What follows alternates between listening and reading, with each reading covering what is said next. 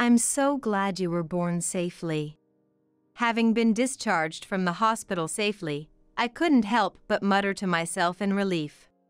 The birth was through a cesarean section. The physical toll was more significant than I had anticipated, and my body still ached from the surgery. However, looking at the babies made me feel it was all worth it. The excitement of starting a new life outweighed the anxiety. Just as I was thinking about taking it easy, my husband, Joseph, spoke up. Let's celebrate tonight. Let's invite all the relatives. My name is Madison. I'm a 27-year-old housewife. My husband, Joseph, is a 29-year-old office worker. We had longed for a child, and finally, our much-awaited child arrived, increasing our family size. I was anxious as it was my first pregnancy, but the gynecologist was very kind and trustworthy. On one of the routine checkup days, I encountered a surprise. Madison, you're having twins. I was so shocked by the doctor's words that all I could say was, "Oh, is that so?" While I loved children and was happy, the anxiety I felt also doubled. When I told my husband, who had returned from work, that we were expecting twins, he said, "Well, I understand the anxiety, but stress isn't good for the fetus. Once they're born, you'll be too busy raising them to think about anything else." He seemed quite unfazed by it. "That's true," I said, though I was still concerned about his reaction. It felt somewhat distant.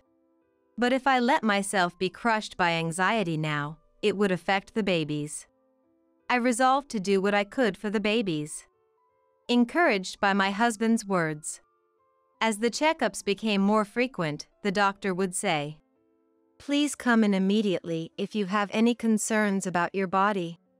Carrying and delivering twins was apparently more taxing on the body.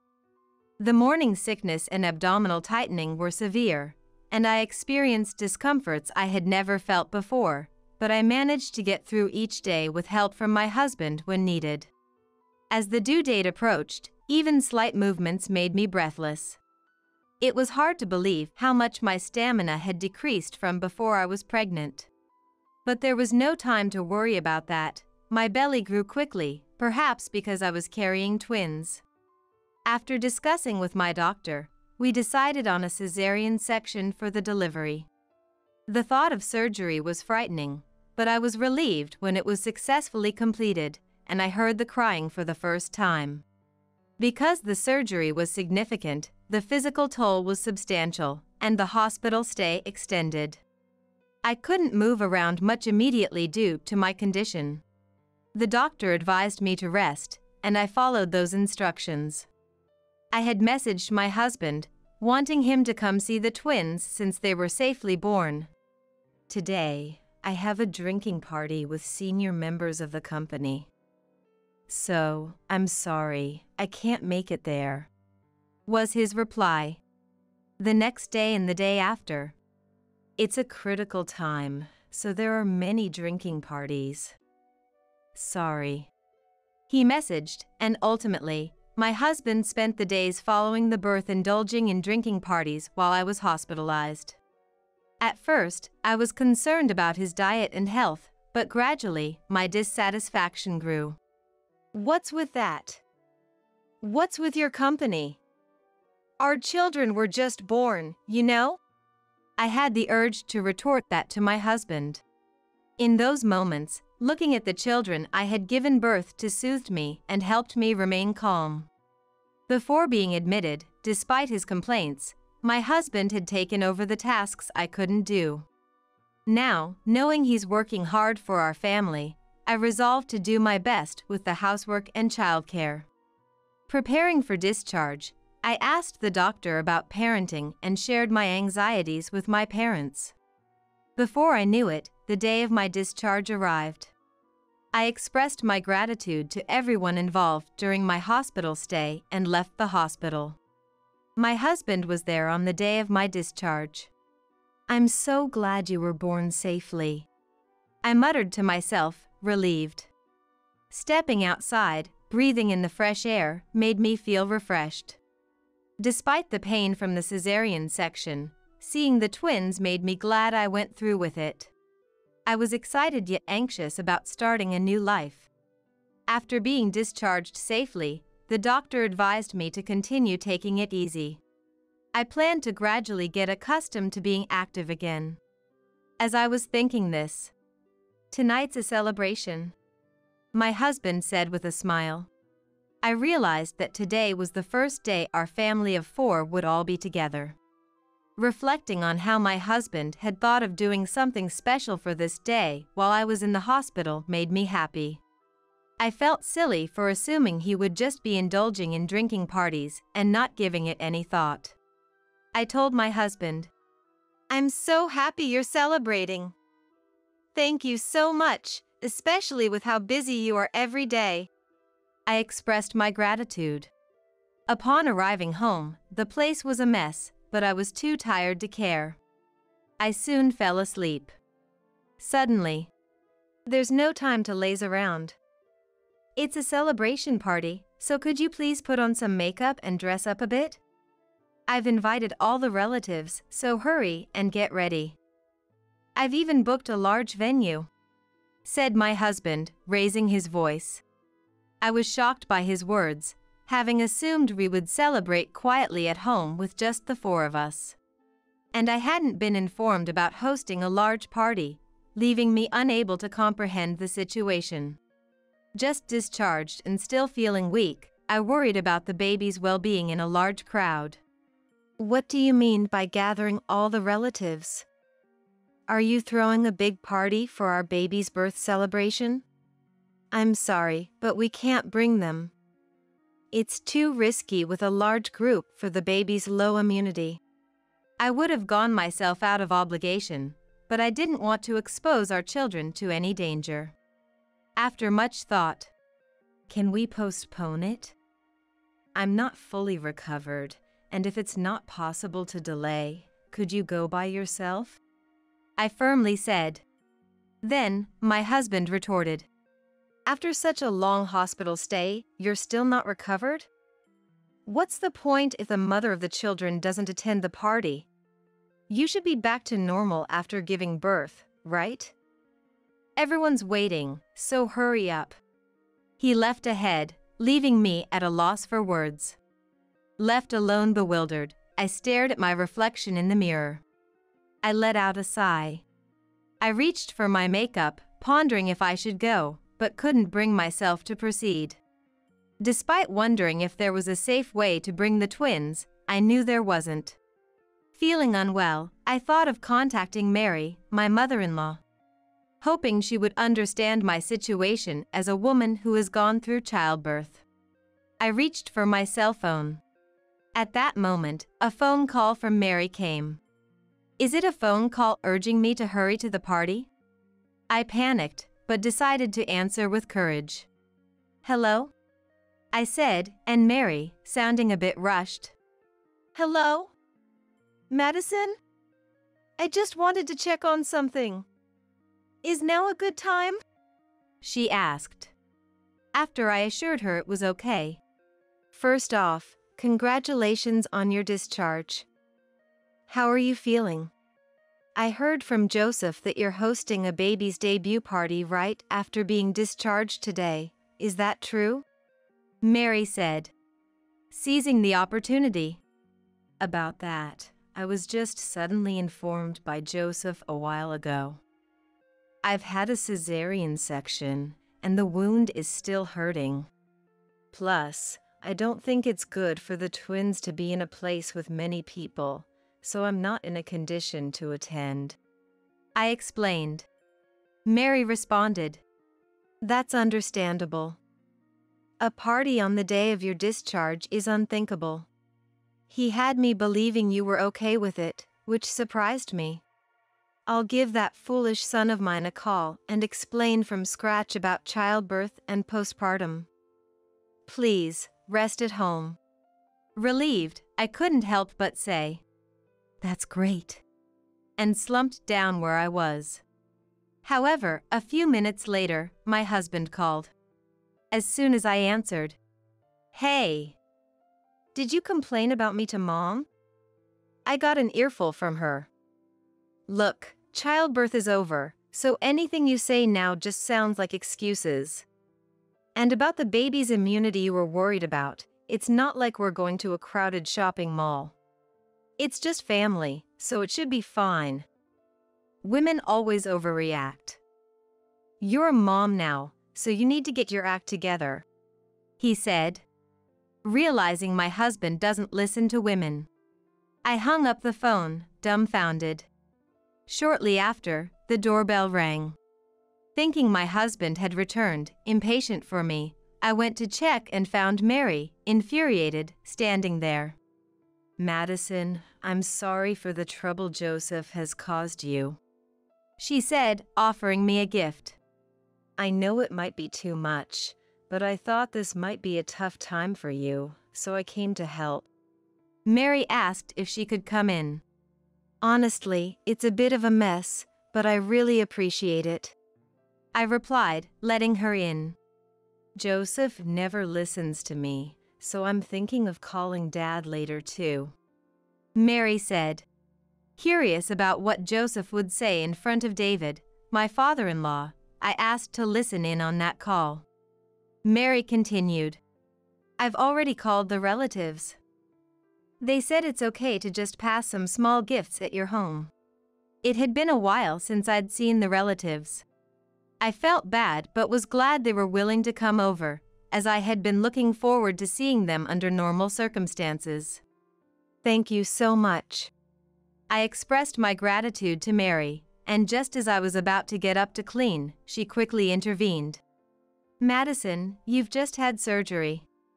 Your recovery is the most important thing right now, and as a mom, you should focus all your energy on the babies. Leave the cleaning to me. She then swiftly cleaned up the mess that had accumulated while my husband had neglected the house during my hospital stay. Really, Joseph can't do anything on his own.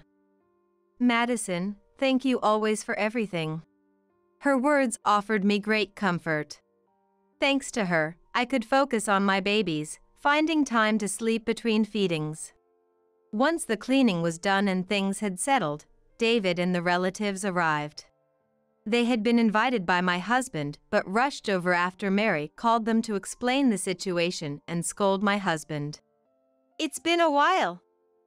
Congratulations. I received their blessings and gifts one after another, feeling very happy. Only the in-laws met the baby, as the relatives waited in the living room without entering the room. My husband was not around, probably still waiting somewhere for me to arrive. David, having heard the situation from Mary, I'm sorry for the trouble Joseph has caused. I'm about to call him now, is that okay? He asked. Having just been harshly spoken to by Joseph, I was accustomed to it and curious about everything he thought and did. It's okay. Please feel free to call him. It's something I requested, I replied. David then called my husband. Suddenly, we could hear some noise in the background. Hello? Oh, Dad? Where is everyone? My husband sounded confused on the phone. David pretended he was the only one there and questioned my husband. I heard you were planning a big party today. That would be too much for Madison, who's just been discharged.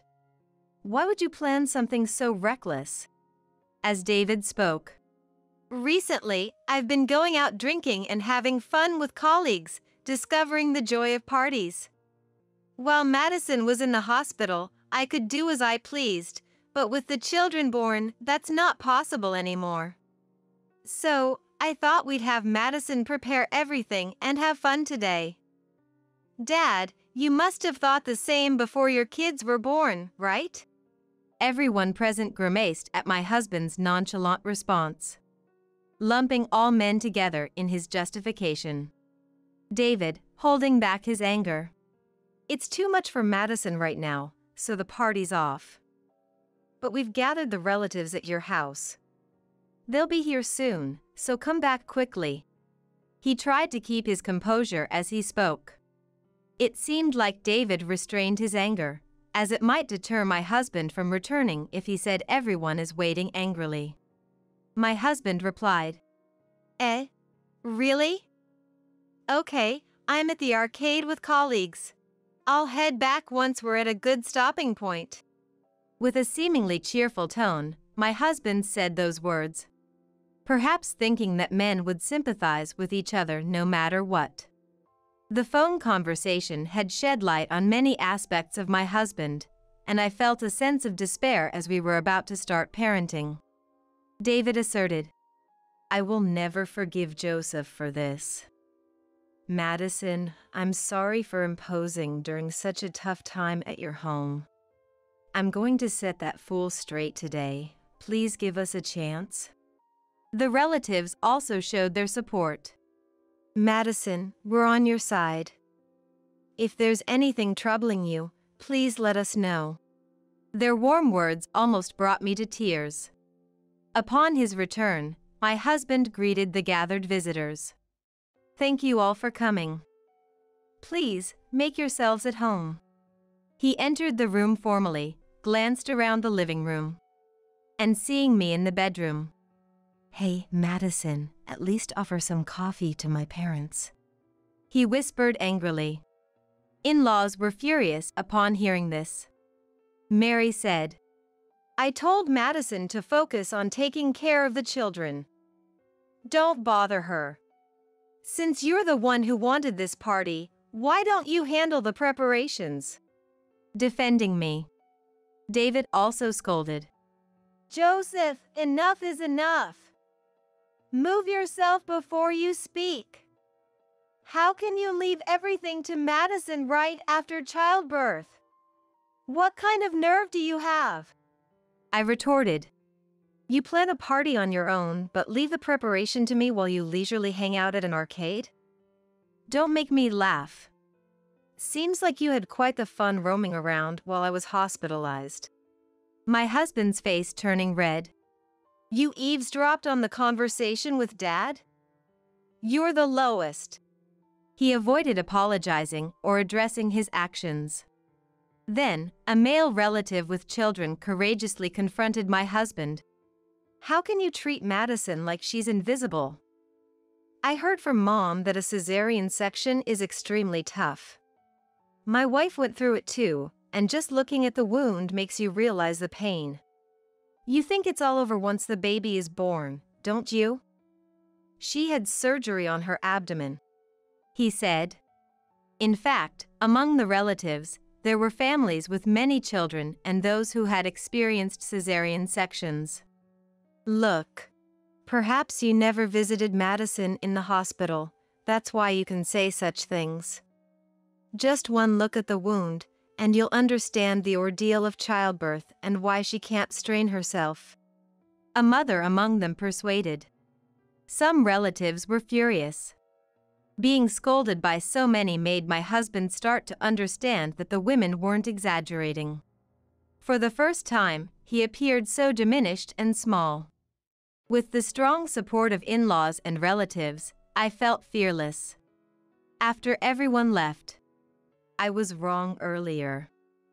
I haven't experienced childbirth, nor have I been involved in childcare yet, but I was speaking out of turn.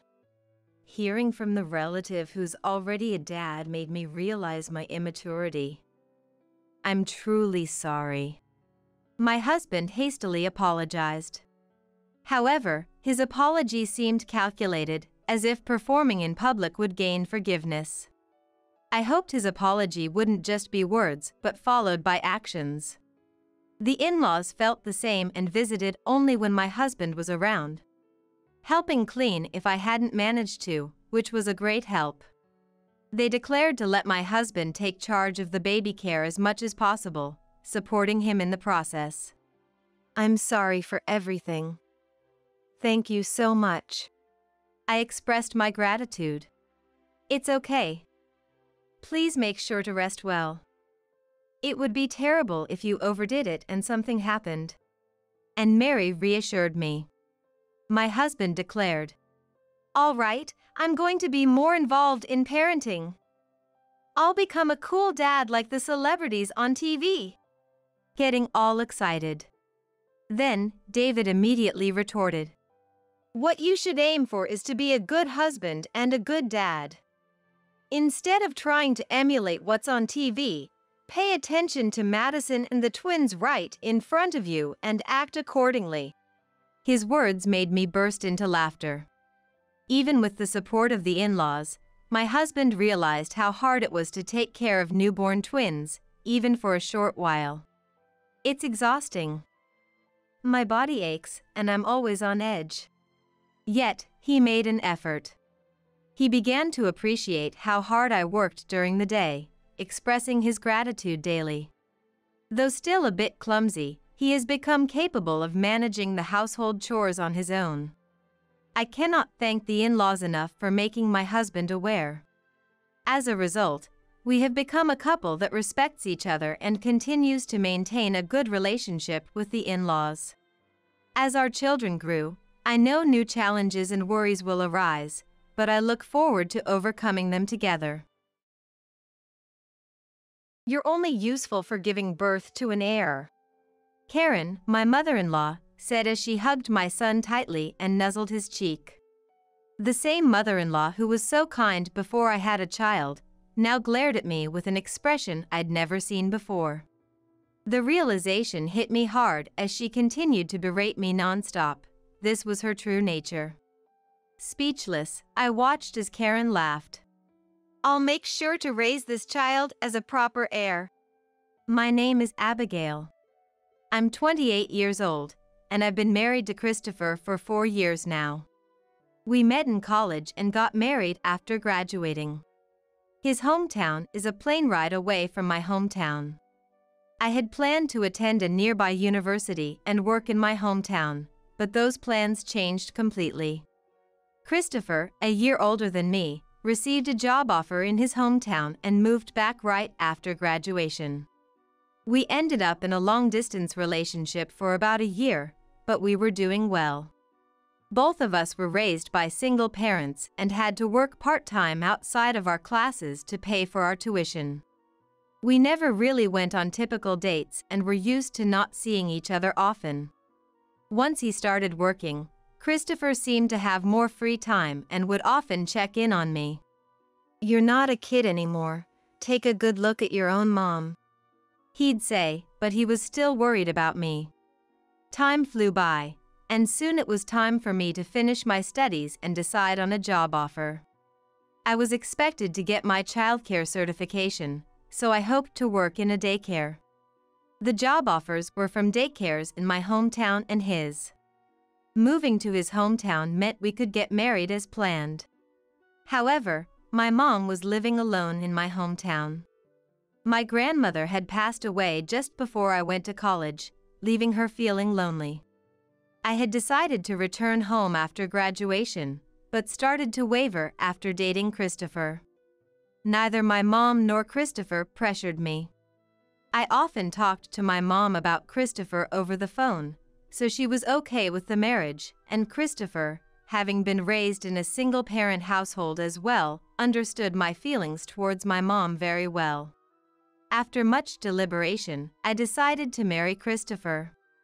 It helped that the job prospects in his hometown were better, and Karen seemed to really like me. At first, we lived in the apartment Christopher had already been renting.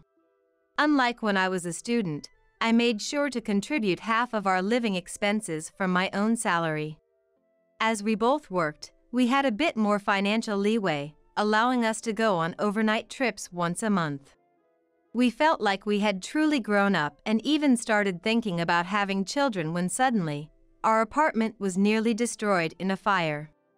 The cause was unclear, but it was suspected to be due to another resident's negligence.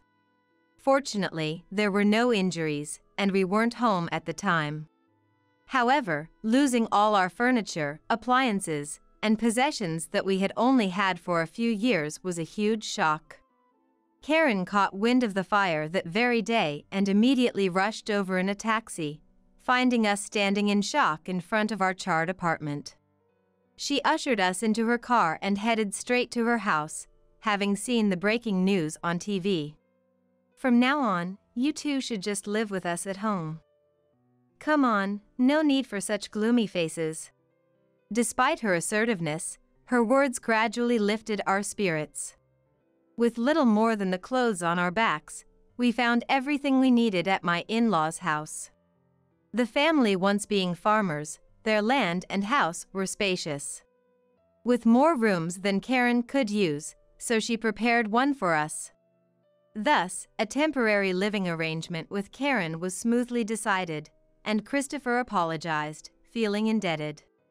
You have nothing to apologize for. Rather, we're incredibly grateful. Karen treated me like her own daughter and was youthful and lively.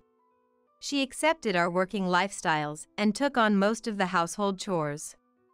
Feeling it was wrong to leave everything to her, I helped out on weekends. Abigail, you're such a hard worker. You should rest on weekends. Besides, you contribute more than enough to the household expenses. After many discussions, my husband and I decided to settle down in this house.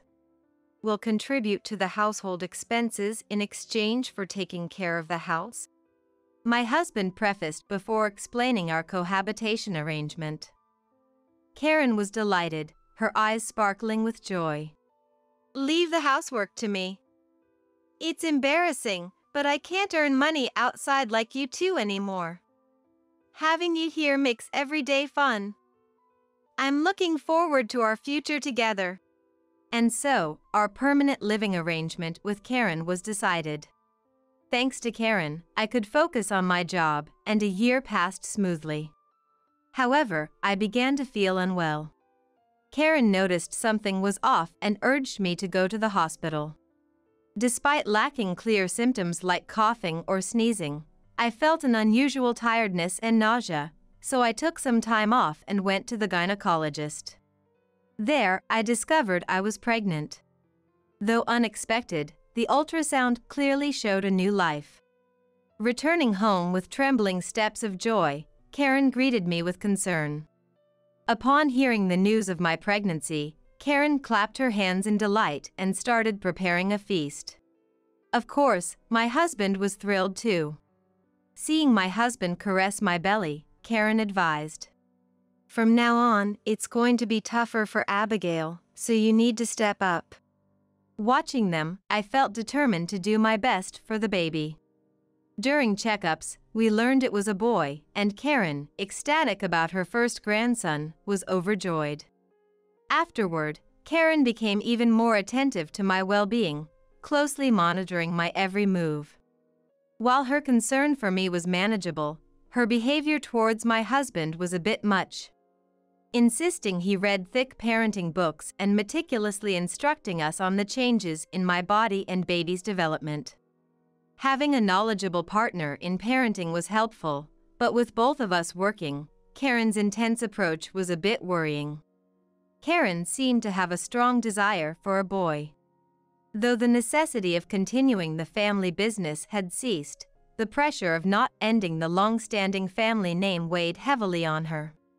Indeed, Karen herself faced considerable pressure from relatives until she became pregnant with my husband. Even after his birth, she was extensively advised on parenting by her late husband's father and his mother, which might explain why Karen is so overzealous now, I thought. Upon entering a stable phase, I informed my workplace and discussed maternity and parental leave dates. Karen repeatedly suggested, "Why don't you quit your job right now? Isn't it harmful to your health?" But each time, I firmly resisted. Honestly, as days passed, Karen seemed to become overprotective towards me, and being at work provided a breather from that. I wanted to genuinely enjoy the anticipation of the baby's arrival, but felt stifled in such an environment. Yet, I couldn't discuss this with my husband, who was under even stricter scrutiny from Karen. At times, Karen seemed almost possessed. Eventually, enduring the pressure, I safely gave birth to a boy. Karen visited every day during my hospital stay, holding the baby as long as she could. A nurse had to subtly hint for her to leave. It felt absurdly excessive, even for a first grandchild. The strangeness became apparent soon after. Karen had arrived early on discharge day, having persuaded a known taxi service to bring her. The nurse rushed preparations upon hearing this, leaving me filled with apologies towards the hospital staff. It turned out Karen was held back by the reception until official patient release time. During this period, Karen called me multiple times directly. I came because I was worried about you and the baby. I want to see you as soon as possible, she said tearfully, despite having seen us the day before. I couldn't firmly address her as she came in place of my busy husband. And after a few hours, we were finally greeted by Karen's embrace outside. Karen didn't let go of my son the entire ride home, but considering she had waited for hours, I overlooked it. Once home, I immediately changed my son's diaper, with Karen anxiously hovering. The moment I stepped away, she quickly took him in her arms. Addressing Karen, I mentioned, "I need to start the laundry from the hospital stay." No response came. Repeating myself, Just hurry up. I'm busy, don't talk to me. She glared at me in a way I'd never seen before. Stunned by her sudden change, Karen continued without regard. Relatives are coming, so prepare the dishes. I've already done the cooking. She pointed towards the kitchen with her chin, signaling me, "Go." Such a drastic transformation was bewildering. Without time to settle, I began preparing for the visitors, feeling pain throughout my unrecovered body. When my son cried for feeding, Karen reluctantly handed him over, but otherwise stayed close, unwilling to part. Karen's interest was solely focused on my son. What was supposed to be about 5 guests turned into 10, including some neighbors who weren't even relatives. Understandably, I was too busy preparing to greet anyone. While I was groaning in postpartum pain, one of the female guests noticed. "Hey, are you okay?" she asked. Before I could respond, Karen interjected loudly. "She just got discharged today." You know how these modern women exaggerate their postpartum recovery. "Just discharged? Sit down right away. We'll handle the rest," the woman said, triggering a commotion among the gathered guests, who seemed to have been uninformed. Some attempted to stand up, possibly upset by the situation. Karen, perhaps panicking, started showing off my son to each guest, boasting, "None of you have an heir, do you? Better hurry up." The atmosphere instantly tensed. As everyone watched in astonishment, Karen's tirade continued unabated. I endured pressure from my husband, Karen, and their relatives to give birth to my son, raised him alone after my husband passed away, and now, my son has produced another son, continuing the lineage. While you all idle away, some of you don't have much time left. I won't be responsible for what happens. And, as Karen laughed derisively, guests began leaving, despite the unfinished conversation. The meticulously prepared food remained untouched as everyone departed. Oh dear, what a waste of food. They should have enjoyed themselves more. Now, off you go. Christopher and I will take good care of this child. Huh? Suddenly, Karen turned and pointed at me. You've given us an heir, so you're no longer needed here. Go back to your beloved job or whatever. You're dispensable to me now. Could you leave immediately, leaving the child behind? Or try for a second son if you wish to be favored again. Faced with Karen's sarcastic smile, something inside me snapped. Understood. I'll be leaving. My belongings were untouched since returning from the hospital, so I packed some clothes and personal items, ready to carry them. Karen, having lost interest in me, didn't bother to see me off, instead laying my son on a new bed and heading to the bathroom. Without waiting for a send-off I didn't want, I decided to leave. I'll leave the child with you then. Please take care of everything. That was the last thing I said to Karen, who, unsurprisingly, didn't respond. I boarded a bus with my luggage, planning to rest at a nearby hotel. The next day, still in pain, I checked out, planning to head home by intercity bus. Upon powering up my mobile phone, I found a slew of missed calls from Karen. Turning off my phone the night before had been the right move, anticipating this situation. When Karen called again, I decided to answer. What's going on? I was worried because I couldn't reach you. Where are you now? You're not worried about me, are you? Just answer the question. Where are you? I'm heading back to my parents' house with my son. That's not what we agreed on. Karen screamed until her voice cracked. Why? I left your child, Christopher, behind, didn't I? I'm taking my son to my parents. Whether Karen grasped the situation or not, she let out a growl like a beast. Since she had entered the bathroom and hadn't seen me when I was leaving the in-laws' house, she hadn't realized I took my son with me. She must have left the bathroom after I was completely gone, too late to catch up with me. That led to her calling me incessantly, until she finally reached me once I turned my phone back on. Without informing my husband of my departure, both must have been in a panic. Though it was harsh on my husband, I had to get away from Karen. It's cruel to drag a newborn around for hours. You brought over 10 people the day I was discharged. I'm in a much better situation. Besides, my mom came to pick us up, so we're resting on the way.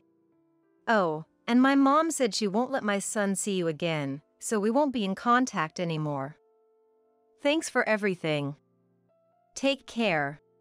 I hung up without waiting for Karen's reply, blocked her number, and headed straight home. Upon reaching home, my mom had already prepared a clean baby bed. It's been tough. You must be exhausted. We can talk later, just rest now. My son had been constantly crying since yesterday, and realizing the hardship I put him through brought me to tears, while my mom comforted me. It was a moment of release from all the tension. My son, oblivious to my state, brought brightness to our once solitary home, as my mom effortlessly soothed him. A month passed, and just as I started to relax, an unknown number called. I had a bad feeling about it. Sure enough, the caller was Karen. Where did you take my son? Are you there? Hearing Karen's voice after a while, it seemed much aged. Taking Christopher along with the heir, how cruel. Knowing arguing was futile, I handed the phone to my husband beside me. Hello, Mom. It's Christopher. The business trip I mentioned was a lie. I've been talking with Abigail and her mom for the past month, and I'm shocked at how you've changed. I can't believe you treated Abigail so poorly. I have to prioritize my wife and son. A moving company will collect my belongings soon, so don't touch the boxes in the storage. Also, I've quit my job, so calling there is pointless. Please don't contact us anymore. My husband ended the call, making a difficult decision to cut ties quickly to avoid developing any further attachment. The day after I left my in-laws' house, I received a message from my husband. He decided to cut ties with Karen immediately after learning she had tried to take my son from me and driving me out. He promptly informed his company of the situation, processed his resignation, and secretly packed his belongings.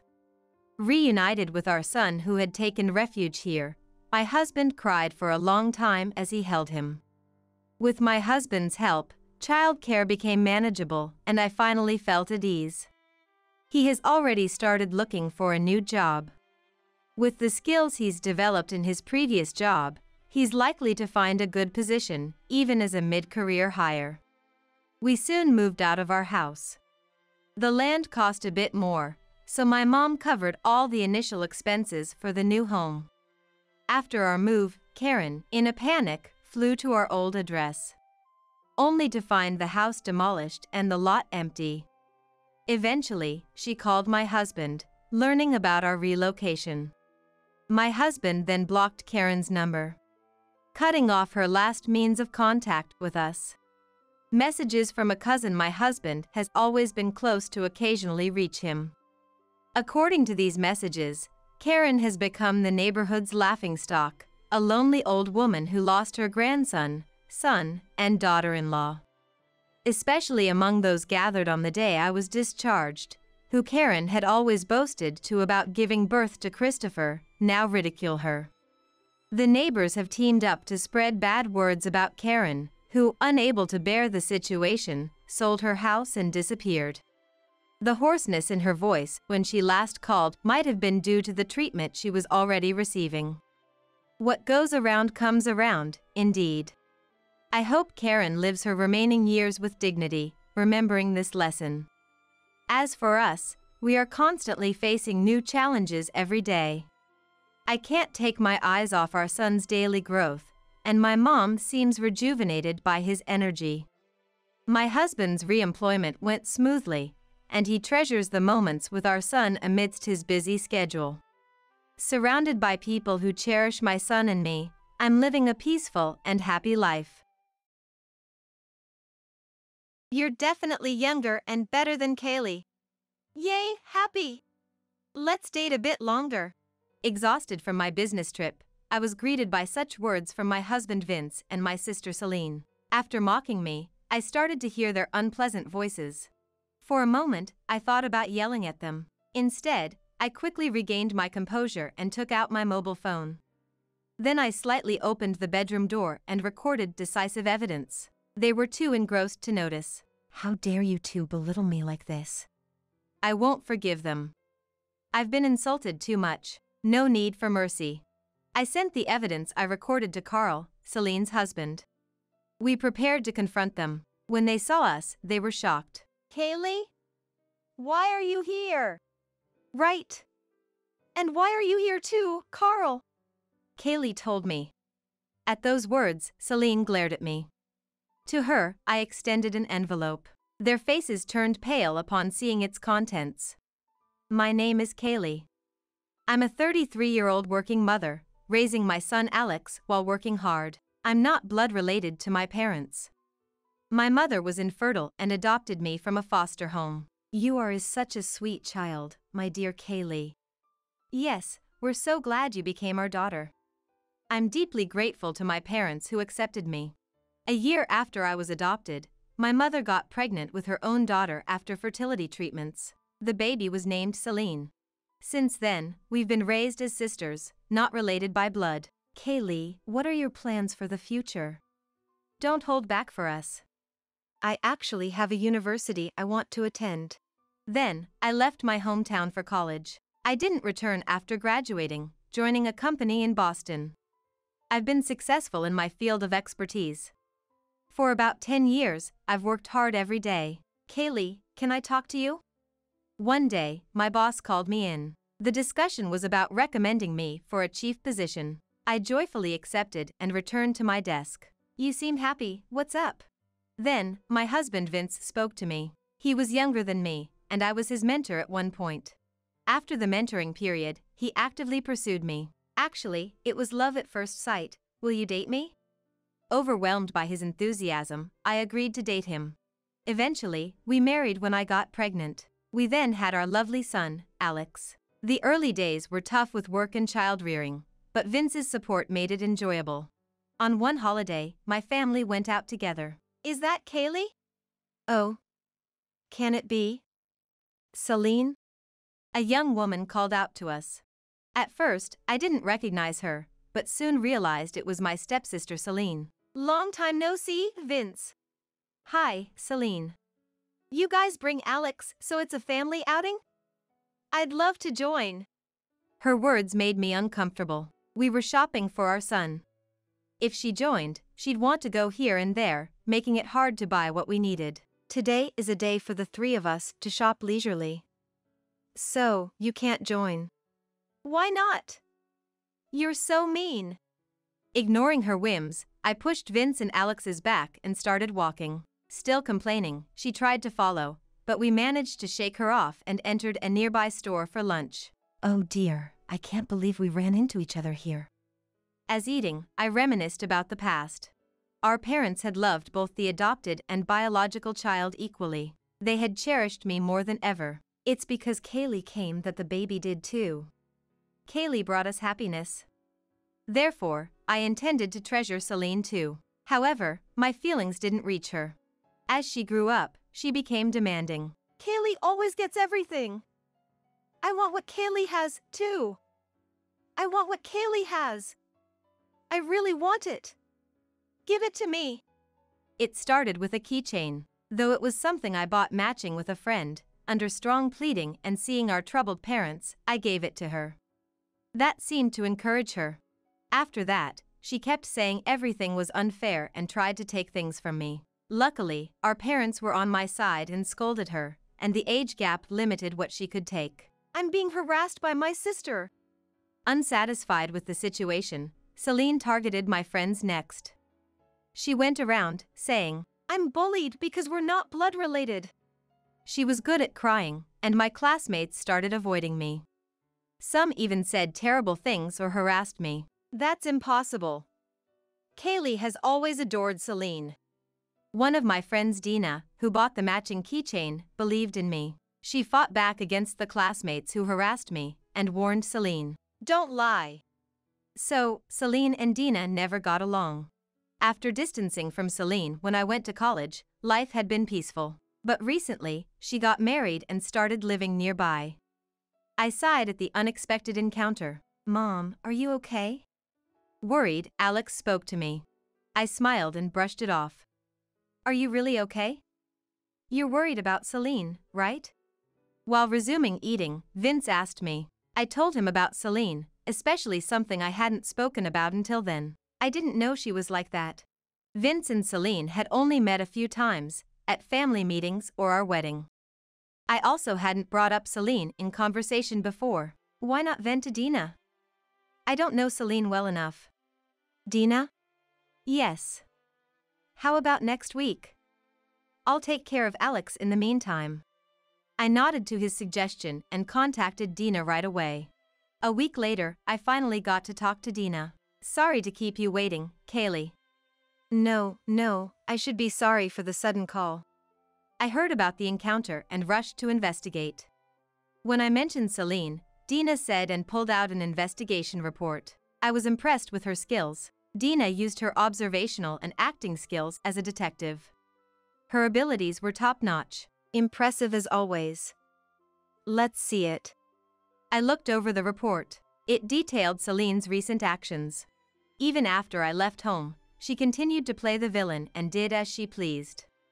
She played the role of the poor little sister, tormented by her adoptive elder sister. It seemed she used that narrative to attract men, but those relationships always ended quickly. I can't believe such good parents ended up with a child like that. Reading it, I couldn't help but feel astonished. Hey, how are you doing with Vince? Suddenly, Dina asked me so. Tilting my head, I replied that everything was as usual. He's really involved in parenting, and he's even taking care of Alex today. Responding so, she looked somewhat troubled. Again, I tilted my head. Is something wrong? No, it's nothing. If that's the case, it's fine. She denied my inquiry. After chatting for a while, we parted with smiles. Oh, Alex and Vince? Huh? Hi, Mom. On the way home, I met up with Vince, who was leading Alex by the hand. Were you guys out somewhere? Yeah, we thought of getting out of the house for a bit, so we went shopping. Oh really? Did you have fun? At my question, Alex nodded with a hesitant, yeah. He tilted his head. He was sticking close to me without saying anything. Come on, let's get home quickly. Though puzzled, I was hurried home by Vince. Throughout, Alex stayed close to me. What do you want for dinner? I'll prepare it, Vince said, entering the kitchen. Should I help? No, it's fine. Can you keep Alex company? He seems to have missed Mom. Thanking him for his words, I turned to face Alex. Then, as if deciding something, listen, Mom? He began to speak in a voice low enough that Vince couldn't hear. Shocked, but determined, I made a decision. Soon after, I received a call from Dina.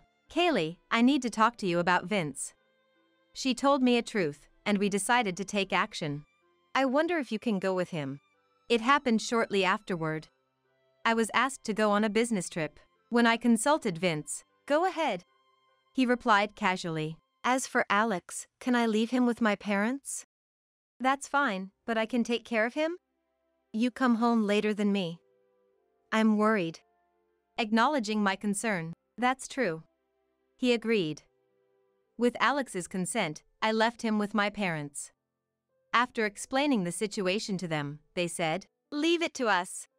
Then, I left Alex with them and headed to the business trip location. I planned to go with a colleague. That's the situation. You might need to help. Understood. I discussed various things with him and made plans. I told Vince I would be gone for a week, but the work finished early, and I returned in 3 days. Then, I'll see you soon. After parting with my colleague, we each headed home. I didn't contact Vince at that point, but called Dina. After receiving some advice, I steeled myself and entered the house. I'm home. I called out, but of course, there was no reply. Vince should have been at work at that time. However, I sensed someone in the house and saw familiar coats, including his. So, I stealthily entered the house. As expected, voices came from the bedroom. You're definitely younger and better than Kaylee. Yay, happy! Let's date a bit longer. Exhausted from my business trip, I was greeted by such words from Vince and Celine. After mocking me, I started to hear their unpleasant voices. For a moment, I thought about yelling at them. Instead, I quickly regained my composure and took out my mobile phone. Then, I slightly opened the bedroom door and recorded decisive evidence. They were too engrossed to notice. How dare you two belittle me like this? I won't forgive them. I've been insulted too much. No mercy was needed, I suppose. I had sent the evidence I shot to Celine's husband, Carl. Thanks for the photo. He finally made a move, huh? Carl hurried over as soon as he could. Seems he also reached out to Dina. Having them both come gave me a sense of relief. Well, shall we storm in? We got ready and headed to the scene. What are you two doing? The two of them were shocked to see us. Kaylee? Why are you here? Right. And why are you here too, Carl? Kaylee told me. At those words, Celine glared at me. I responded by handing her an envelope. Answer my question too. That's when Vince said, looking my way. I thought it was a hassle, but I decided to respond. My business trip ended in 3 days. I was also accompanying on the trip as her colleague. In fact, Celine's husband Carl was my colleague as well as Dina's real brother. So, I was able to discuss the situation with him during the trip and even managed to call Dina. Are you satisfied? Why don't you check the contents? Dina urged with a laugh, but her eyes weren't smiling, those made them both shudder. When they saw what was inside, their faces turned pale. This is the infidelity I caught on camera. Good shots, aren't they? Right, the contents were of their affair. They never expected such evidence to surface. Why is there such a thing? I've been investigating you for a while. What? Actually, Dina had been investigating Vince for a different case. Vince wasn't just involved with Celine, but also with his coworker at the office. Eventually, the coworker's parents suspected him and happened to hire Dina's detective agency. You've been messing around with others too. Upon seeing the name, Dina realized it was my husband, Vince. She started investigating after sensing his betrayal. The investigation revealed that Vince had been approaching various women, not only Celine but the other female staff. That's, Can't you be satisfied with just me? Vince got pale with trembling. Whereas, Celine was angry at the revelation of his other involvements. You're hardly in a position to complain, Carl said coldly, silencing her instantly. He glared coldly at Celine. What are you even doing, even being married to me? That's, well. Celine scrambled for an excuse with teary eyes. Standing next to Carl, Dina was making her arms crossed. Their angry expressions were so similar as siblings. Thinking so, I began packing. Kaylee? What are you doing? I'm packing because I'm divorcing you. Vince asked fearfully, but I told him clearly. Wait for me. Forgive me. He begged, but I ignored. I'll carry your luggage. Oh, thank you. My pleasure. I'll have your luggage sent to your parents' house. Carl helped me with my luggage, and we left the house smiling. Although Vince and Celine screamed after us, Dina scolded sharply. Enough already. You idiots. They immediately silenced with a scream. Leaving them behind, we left the house briskly. After I parted ways with Dina and Carl, I returned to my parents' house where Alex was. They were indeed cheating. I had to tell my parents that Celine was having an affair with Vince. Hearing that, they sighed deeply and apologized to me. Don't apologize, it's not your fault. I had been informed about the affair by Dina beforehand. The day after she told me, my parents shared it with me. I can't keep this to myself. The evidence from Dina alone would have been enough for a divorce settlement. But somewhere in my heart, I wanted to believe in Vince. That's why I didn't file for divorce until I saw it with my own eyes. Alex, were you a good boy? Feeling sorry for my parents, I changed the subject. Then, my parents smiled. He was as good as you. A really kind boy. Alex smiled happily, being praised by his beloved grandparents. I was glad I had left him here. Can we stay here a bit longer? At my request, my parents readily agreed. A few hours later, while chatting with my parents and eating snacks, Celine barged in. There you are. It's all your fault. I'm getting a divorce from Carl. If only you weren't here. She yelled at me, glaring, just as I was about to hug scared Alex and counter. Get out! You're no daughter of ours. My parents shouted back at her instead. Then, her attention shifted to my parents. What are you two talking about? I'm your real daughter. Our daughter is only Kaylee. You became unbearable, spoiled by my mother. We can't think of you as our daughter anymore. My parents responded in a dismayed tone to Celine's words. Certainly, it was our grandmother who led Celine astray. She never accepted me as an adopted child, and doted on Celine as her biological child. As a result, Celine never listened to our parents and used me, the adopted one, as she pleased. I always wanted to be true sisters with you. Celine seemed angered by that. You always act so superior. Even though you're not a real child, it's annoying. You even have a child. I couldn't even have one with Carl. She ranted. True, she had no children. But that was her own doing. After continuing relationships with men, she became infertile. You have no right to say that to me. Shut up. She raised her hand to me. Just as I braced myself, I saw Alex stepped between us. This is bad, he might get hurt. Enough. Before she could reach Alex, my father grabbed her hand and threw her out. Watching her leave, I hugged Alex. Don't do anything dangerous again. Sorry, I just wanted to protect Mom. As my parents said, Alex really was a good boy. I thanked him and stroked his head. After that, Celine apparently reluctantly went to Vince's place. Carl and I demanded a settlement from them both in the divorce. They had multiple partners, so the amount was substantial. Vince got sued for marriage fraud by his colleagues too.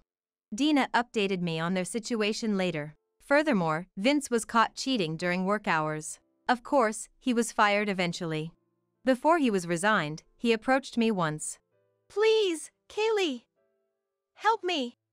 He was lying in wait outside my company and clung to me as I arrived.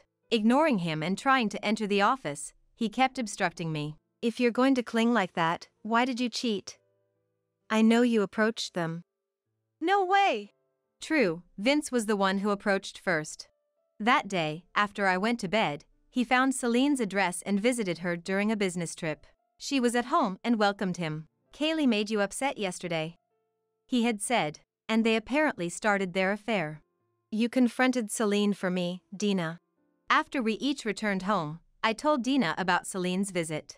Knowing that Alex was almost hurt, Dina got angered and went to the thrown-out Celine's place. She was caught by Dina without a chance to escape. It seemed she spilled everything when confronted, due to her trauma. Did you really think I'd help you? You know, I was serious about you. What is he even talking about? If that was the case, he shouldn't have cheated in the first place. As I was thinking so and about to call the police on my mobile phone, please stop. I will sue for business obstruction. Just then Carl arrived. He pulled me to his side and gave Vince a cold look. You are not needed in our company. Huh? In fact, Carl is the next president of the company. He was training to become that position under my mentoring. You're kidding! Unaware of that, Vince looked at him in disbelief. It's no lie. Just leave. From his demeanor, it was clear he wasn't reconsidering. Disheartened, Vince left. On the other hand, Celine had knew about Carl being the next company president.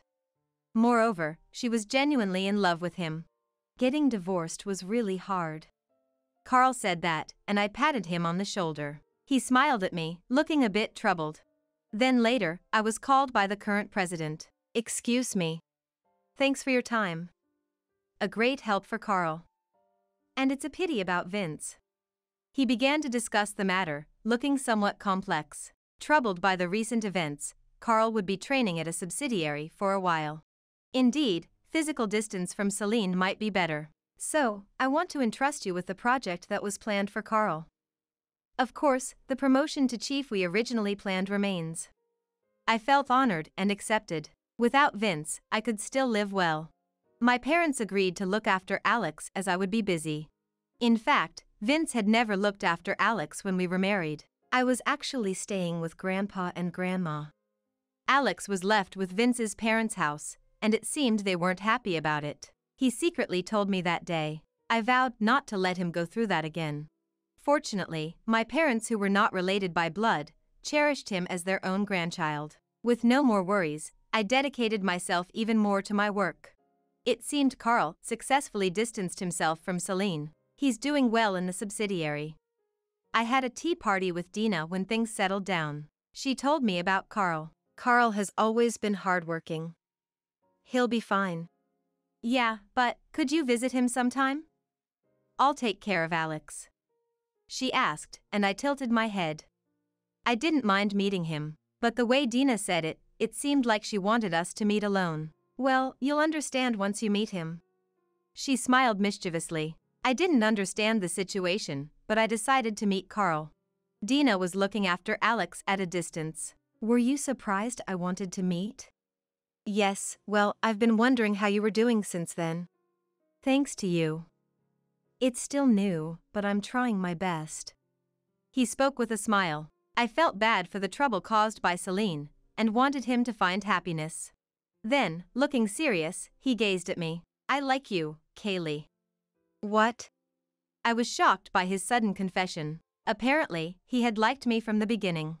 However, due to the age difference, I only saw him like a brother. So, he had given up on me. I got together with Celine when she comforted me. Celine knew he liked me and took advantage of it. After I married Vince, Carl completely moved on and decided to marry Celine. I did love Celine. I don't know what she thought or why she approached me, but she was a support. Celine must have truly loved Carl too. That's why she chose to marry him among many men. Therefore, she was so furious at me for the divorce. When I found out about Celine's betrayal through Dina, I was quite shocked. Carl, you've had it tough. But I'm sorry, I can't feel that way yet. Besides, I want to prioritize Alex now. I understand. I'm not in a hurry for an answer. Carl said that with a laugh. Feeling his loving gaze, my heart raced. Mom, are you done talking? Yes, we're done. I turned my attention to Alex, who had run up to us. Picking up the now heavier Alex, he smiled happily in my arms. Alex. I hope we can continue to be friends. You and I are already friends, aren't we? Carl is Alex's uncle, and they often play together. With a nod from Alex, Carl replied with a smile. You're right. Our time together might lessen, but but I hope we can stay as close as before. Sure. Alex nodded with a smile, and Carl gently stroked his head. Then, Carl would come to see us whenever he found time. Alex had grown quite fond of him, who paid more attention to him than Vince ever did. Kaylee! Alex! Oh my goodness. Why are you here? While playing in the park, the disheveled Vince appeared. Apparently, Celine had been rampaging daily since her divorce from Carl. Both having paid a hefty divorce settlement, they couldn't afford to replace the furniture and appliances Celine destroyed. Thus, he looked unkempt. Dad's not around anymore, huh? Let's be together again, the three of us. I don't need you, Dad. Alex cut off his words firmly. He then froze. What? Are you saying you hate Mom and me? No, I'm not. Carl is here for us now. So, we don't need you anymore. Rejected so clearly, Vince left quietly. Watching his lonely back, I turned back to Alex and Carl with a smile. Alex, would you be happy if Carl became your dad? Yes. I'd be happy. Alex nodded with a beaming smile. At that, Carl's eyes teared up. Now, no crying if you want to be a dad. Sure. Let me ask again. Please make me your husband and Alex's dad. I nodded with a smile at his words. After being rejected by us, Vince seemed to lose his soul. He even quit the part-time job he had been doing. Of course, Celine was furious, but she just let it slide. Finally fed up with Vince, she left and disappeared into the night. Vince was apparently taken back to his parents' house. It seems he really did love me, after all. I heard about Vince from my former in-laws. When they asked if I could possibly reconcile with Vince, I replied promptly, I already have someone who cherishes both Alex and me. Hearing that, they quickly gave up. Hey, Alex. Do you want to see your former dad's parents? No. I don't want to see them for a while. My former in-laws, who had neglected Alex due to frequent babysitting, apologized after learning the situation. However, Alex seemed to want to keep his distance. With Vince also at their house, we decided to become estranged. We no longer need them in our lives. Carl is coming over next Saturday. Really? I have so much I want to talk to Dad about. I stroked Alex's head as he said that with a smile. After that, we started dating. Then, when Carl returned from the subsidiary to the head office, we decided to move out of my parents' house. We planned to live together in a new home, the three of us. Please marry me. Yes, I'd be happy to. Soon after Carl's proposal, we got married. My parents and Dina blessed us. May you be happy this time? And Alex expressed his joy. I'm happy Carl is becoming my dad. I'm sure Carl will definitely make you happy. Dina had seen Carl's love for me and his heartbreak. That's why she encouraged him when I divorced Vince. I know both Kaylee's and Carl's good points. That's why I want you two to be happy. Dina had always helped and supported me. For her sake, I must be as happy as possible. So, let's go out for a celebration drink next time. Sorry, I can't do that. Huh? Dina looked bewildered as I smiled and gently rubbed my belly. Realizing what it meant, she beamed. Could it be? I'm expecting our second child. So, I can't join you for drinks. Wow. I'm as happy as if it's my own. She genuinely seemed thrilled. Her laughter made me smile too. Alex is excited too, saying, I'm going to be a big bro. Wow, that's so like Alex. He'll definitely be a kind big brother. When I told him about having a little sibling, he was overjoyed. Carl was the same, lifting me up in excitement until, don't strain Mom's body. Alex scolded him. So, Dina, I want you to help us choose a name. Really? I'll think hard about it. Dina instantly started pondering, looking thoughtful. Watching her, I smiled. Now, our family, Alex, Carl, the baby in my belly, and I, will build a home filled with laughter. I pledged that in my heart. Huh? Cold? I don't care. Reflect on it overnight, in there! Through the door separating us, my mother-in-law Elizabeth yelled at me and locked me in the bathroom. Then simply walked away. Outside was freezing cold, The leftover bath water was too cold for any comfort. Shivering and in tears, I reached out to my husband for help, only to hear, "It's your own fault for always complaining! You brought this on yourself! I'm going to sleep. You're not thrown outside, are you? You always overreact." His words didn't feel like they could come from someone I shared a blood relation with. Little did I know that this would lead to what happened the next morning. My name is Kate, a 33-year-old office worker. I met my husband John through a friend and married him a year ago after 2 years of dating. He was a man of few words, but intelligent, which drew me to him, but I'm already regretting this marriage. Of course, there's a reason for that. His family home is far away, and frankly, I somewhat dread visiting it. My family home is from Grandpa's time, a bit old-fashioned. These were the words my husband said to me when we were going back to his hometown to greet his parents-in-law. His grandparents had passed away a few years ago, and now it's just the parents-in-law living there. Well, even if it's old, it's still inhabited. Though maybe it's like a historic home. These days, that kind of thing is in vogue, so I was a little excited as we headed to my husband's family home. This place? I was so surprised by the building in front of me that I had to ask my husband if we were at the right place. Can people really live here? It's more than just a little old. In fact, to put it another way, albeit a bit rudely, it looked like it might fall apart at any moment. Mysterious plants were climbing the exterior walls, which my husband explained were there for shade. Some of the second-floor windows were broken and had been patched up with cardboard from the inside. My family home isn't a mansion, but it wasn't like this, not even my grandparents' house. The house next to my husband's family home had a well-maintained garden, and I couldn't help but compare. Without paying any mind to my overwhelmed state, my husband walked up to the entrance and, without ringing the doorbell, energetically opened the door. "Hey, we're here!" Then the parents-in-law appeared from the back of the house. "You must be tired from the long journey. Come in." I felt a bit relieved seeing their smiling faces. Every step we took inside, the floorboards creaked. The house was old inside, too, but we managed to finish our greetings and then headed back home. What an incredible house. Although I was shocked, it didn't make me reconsider my marriage to my husband.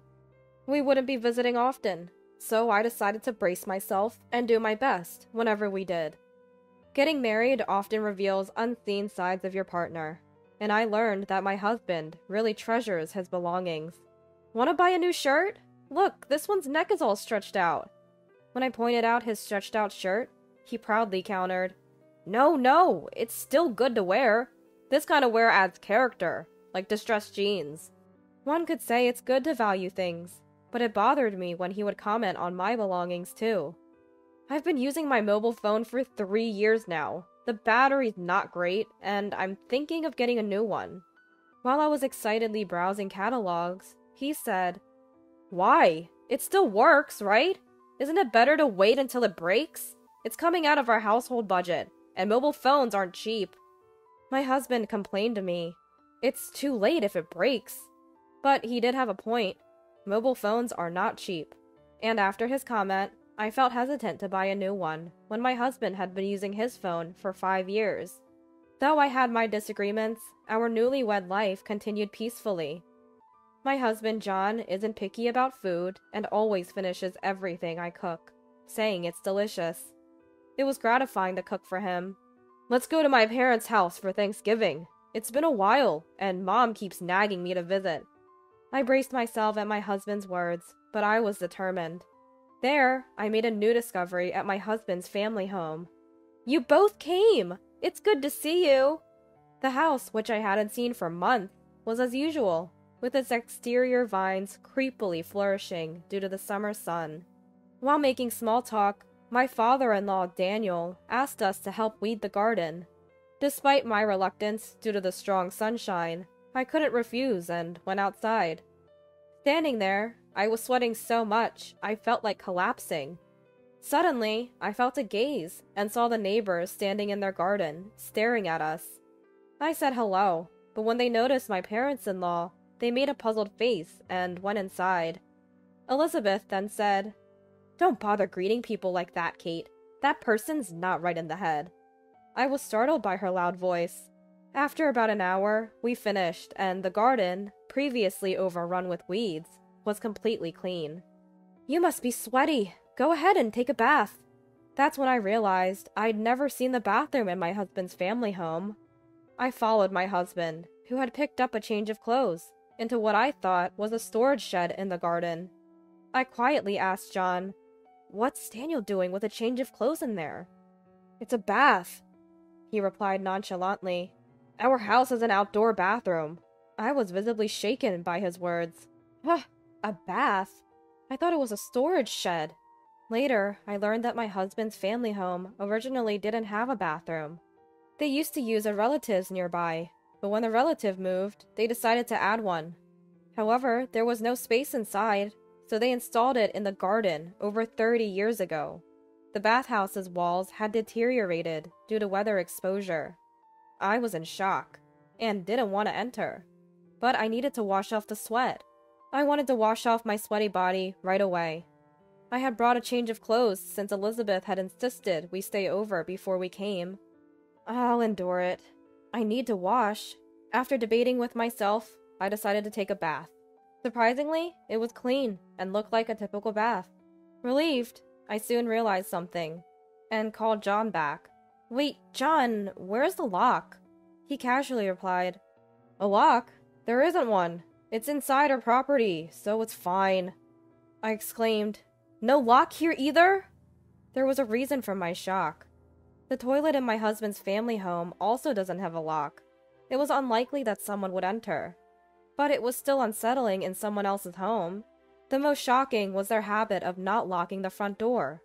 It seemed there was no custom of locking anything, and people with business at the house would just open the door and call out. "Elizabeth, the world's dangerous these days." I tried to encourage locking up, but she dismissed it, saying, "This is the countryside. Besides, there's no one around here wicked enough to steal." That left me uneasy. In the end, I quickly took my bath, anxious and eager to get out. Being a worrier, I slept clutching my valuables. From now on, I decided to definitely refuse to stay overnight when visiting my husband's family. I had made up my mind. As the seasons changed from summer to autumn and winter, and the end of the year approached, I began to experience more stomach aches. We hadn't planned to visit my husband's family for the year-end holidays, but a few days ago, he suddenly said, "Looks like Uncle and cousins are coming over for New Year's Eve. Mom is insisting that we come. Kate, you haven't met them yet, right? Think of it as just showing your face, please." He suddenly said something like that. We hadn't had a wedding ceremony, just a dinner with both families. So I hadn't met my husband's relatives yet. It seemed Elizabeth already knew we were coming, and I was really annoyed at my husband's selfish decision. "Hey, don't decide on your own. We agreed to visit my family this year, remember? My mom is looking forward to it." My husband got a little angry at my words. "What can I do about it? Isn't it normal to visit the husband's family? Sometimes you're a bit selfish." He said that. What? Selfish? That doesn't make sense. I was furious. The atmosphere between us remained tense until we left to visit his family. I began to think maybe we were too different in values, especially with his tendency to hold on to things too long. My stomach aches persisted. It was during our trip to his family's house for the year-end. Unable to stand the awkward silence, he said, "Hey, I asked Dad to put locks on the doors. I'm sorry." Seeing his apologetic face, "It's okay. Thanks for the lock thing," I quietly replied. Little did I know what would happen a few hours later. When we arrived at his family's home, the relatives had already gathered. The small house felt suffocating with so many people, but everyone was really nice. When they learned about my university and workplace, an uncle said, "That's impressive. John, you married a wonderful person." I smiled and thanked him for his polite remark. My husband and his family seemed displeased, hearing our conversation. I felt a chill down my spine, but didn't think much of it. After the uncles left, leaving just us and the parents-in-law, the room temperature seemed to drop. "It's cold. Let's take turns in the bath and then go to bed," I glanced at Elizabeth, who seemed her usual self. Daniel usually bathes first, so while waiting inside, Elizabeth said, "By the way, Kate, isn't it a bit self-centered to ask for locks? Look, we put one on for you." I was surprised when Elizabeth told me to go to the bathroom. I was shocked to see the lock on the toilet was on the outside. Just a simple hook. What is this? I forced a smile. "Let us know when you want it locked," and she said with a malicious grin. I thought, what a spiteful person. This is ridiculous. It's not a prison, so don't mess around. As the daughter-in-law, I was last for the bath, and stepping outside, the extreme cold made me shiver. It was an unusually snowy year for the region. The bathhouse door had the same type of lock as the toilet, again, on the outside. Frustrated, I entered the cold, drafty cabin. Just awful. Then, as soon as I entered, I heard someone lock the door from the outside. "Who's there? John?" Trembling from the cold and fear, I asked the person outside. "John said he was going to bed. I can't wait for your bath to be over. And I'm going to sleep too. Good night then." Elizabeth laughed mockingly and started to leave. Of course, the door was closed and wouldn't open. If Elizabeth left, I wouldn't be able to get out of here. "Elizabeth! Wait, please! Open the door! I'll be trapped here!" I banged on the door with my numb hands. "You're so noisy! Don't shout like that! It was you who wanted the door locked. Plus, you mocked me earlier, didn't you?" "What? What is she talking about? Is she out of her mind? What are you talking about? Just open the door, please!" I felt like I was going to explode with anger. "Just because you went to a slightly better college than John, you brag about it. You must be looking down on me in your heart for not having a college degree, right?" It was the first time I knew that Elizabeth hadn't gone to college. I only mentioned my college and workplace because she asked. I wish she'd consider how it feels to be subjected to her irrational, educational inferiority complex. "Elizabeth, please, open the door! I'm freezing to death!" As I said this, with a shivering body, cold. I don't care. Reflect on it overnight. There." With those words, Elizabeth hurried back to the house and showed no signs of returning. Tears of frustration rolled down my cheeks. Fortunately, I had my mobile phone with me and shakily called my husband. "Please answer the phone." "Yes?" After a few rings, my husband answered the phone in an irritable voice. "John, help! Elizabeth locked me in the bathroom. Please, come quickly." While I felt relieved, my husband said, "It's your fault for always complaining. You reap what you sow. I'm sleepy and going to bed. You're not thrown outside, so stop overreacting." And he abruptly hung up. I couldn't believe it. At the same time, my mobile phone's battery died.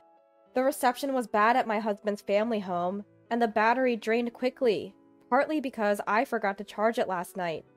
I felt pathetic. Despite my efforts to open the door by hitting it with my body, it didn't budge. Desperately, I continued to pound on the door.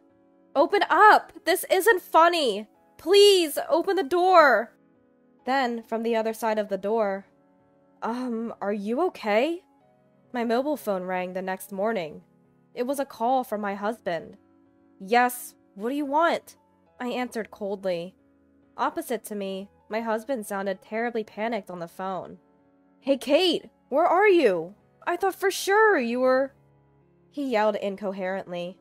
His panic was understandable. There were ambulances and police cars parked at his family's home. Seeing this, I too became curious about what had happened. "Just come quickly!" He shouted at me and hung up one-sidedly. As I headed to his family home, thinking how his inability to listen to others ran in the family. My husband was shocked when I appeared just a few minutes after the call. "Where have you been until now?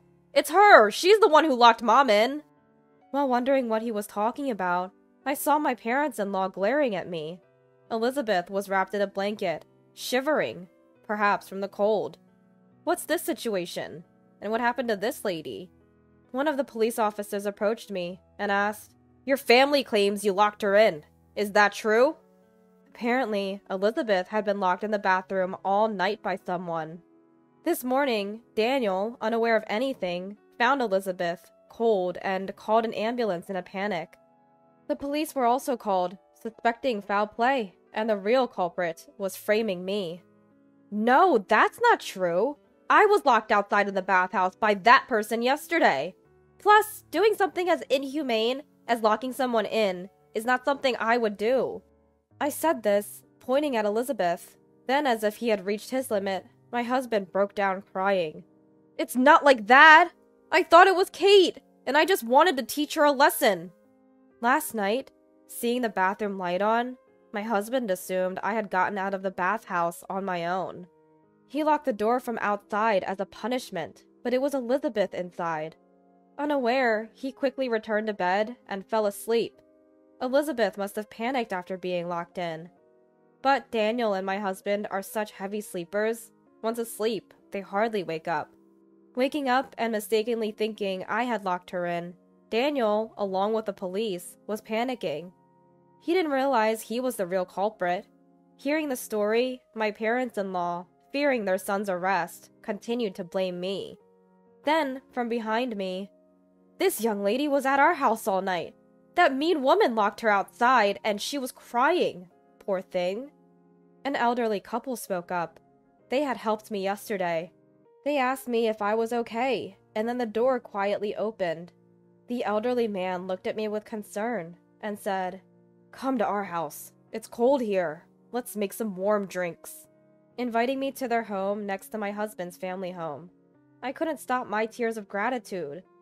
Once I calmed down and told them what my husband's family had done, the couple was outraged and said, "We were worried about you since we saw you in the summer. This family is crazy. You should leave him." I had already decided to do so. I could have lost my life in this incident. Continuing as his wife was impossible. I charged my mobile phone at their house. After hearing from the elderly couple, the police seemed to understand the situation and said, "Please tell us your side," looking coldly at my husband's family. "What? You mean you guys trespassed on our property, right? I'll sue you. Be ready." Daniel was so bitter, even towards the elderly couple, opposite to the raging parents-in-law. "Is that so? Then we will also sue. You have been entering our garden when we are not around and stealing our roses every year. It's all on the security cameras. You have trampled our flower beds, and we have had enough." Hearing the man's words, my parents-in-law immediately quieted down. "Kate, I didn't mean for this to happen. I'm sorry. Please." Elizabeth pleaded tearfully, but of course, I couldn't forgive her. "Elizabeth, you once said that there are no dirty thieves around here, yet I was almost killed because of your ridiculous educational complex. I will never come here again. And as for your stupid son, I'm returning him right now." I said this to my husband's family. My husband was crying and apologizing, but there was no way I could forgive him. I returned to my parents' house, and against my stubborn husband's refusal to divorce, I said, "I'll settle this incident on the condition of divorce. If you don't understand, consult a lawyer." Reluctantly, the police agreed to the divorce. I wanted to divorce him as soon as possible. I haven't seen my ex-husband since. Years later, surrounded by my new husband and adorable daughter, I live a peaceful life. Despite everything, I wonder if those hardships led to my current happiness. As we watch the morning news, I spit out my coffee in surprise. Please look at the footage of the record-breaking hurricane. This house has been completely destroyed, roof and all. More than the announcer broadcasting live, I was drawn to the building and the people in the background. It was unmistakably my ex-husband's family home, with an older-looking ex-parents-in-law desperately holding onto the walls. The elderly couple next door might have moved out. Their house was demolished and turned into an empty lot. Worried about my reaction, my current husband and daughter asked if I was okay, and I just laughed. It's nothing. My name is Isabella, and I'm a 28-year-old working mother. My husband Richard is a company employee, 2 years my senior, and we're about to celebrate our first anniversary. We met at a party I was invited by a colleague. Amidst many assertive people, Richard stood out as calm and kind, and despite being older, he had this adorable quality. The way he talked was different from other men who seemed rather sleazy, which put me off. In contrast, Richard would say things like, "My family is really close," or "That embroidery on your dress is cute. My mom loves stuff like this." His conversations were heartwarming, and he was the easiest person to open up to. At that party, I only exchanged contact details with Richard, and soon after, we started seeing each other and naturally progressed to dating. Before marriage, Richard lived with his parents. I've been living alone since I went to college, away from my parents. Living at home, Richard didn't have to pay rent, so despite being around the same age, his disposable income was much higher than mine. Richard loves to travel with his family and friends. We traveled together sometimes, but I couldn't afford it as much, so it was only on rare occasions. After marrying, we started living together in an apartment. It was Richard's first time living away from his parents. He seemed excited and happy about our new life, so I didn't sense any problems until he said, "This weekend, I'm inviting Mom and Dad over. Actually, from now on, they'll come over every weekend." What?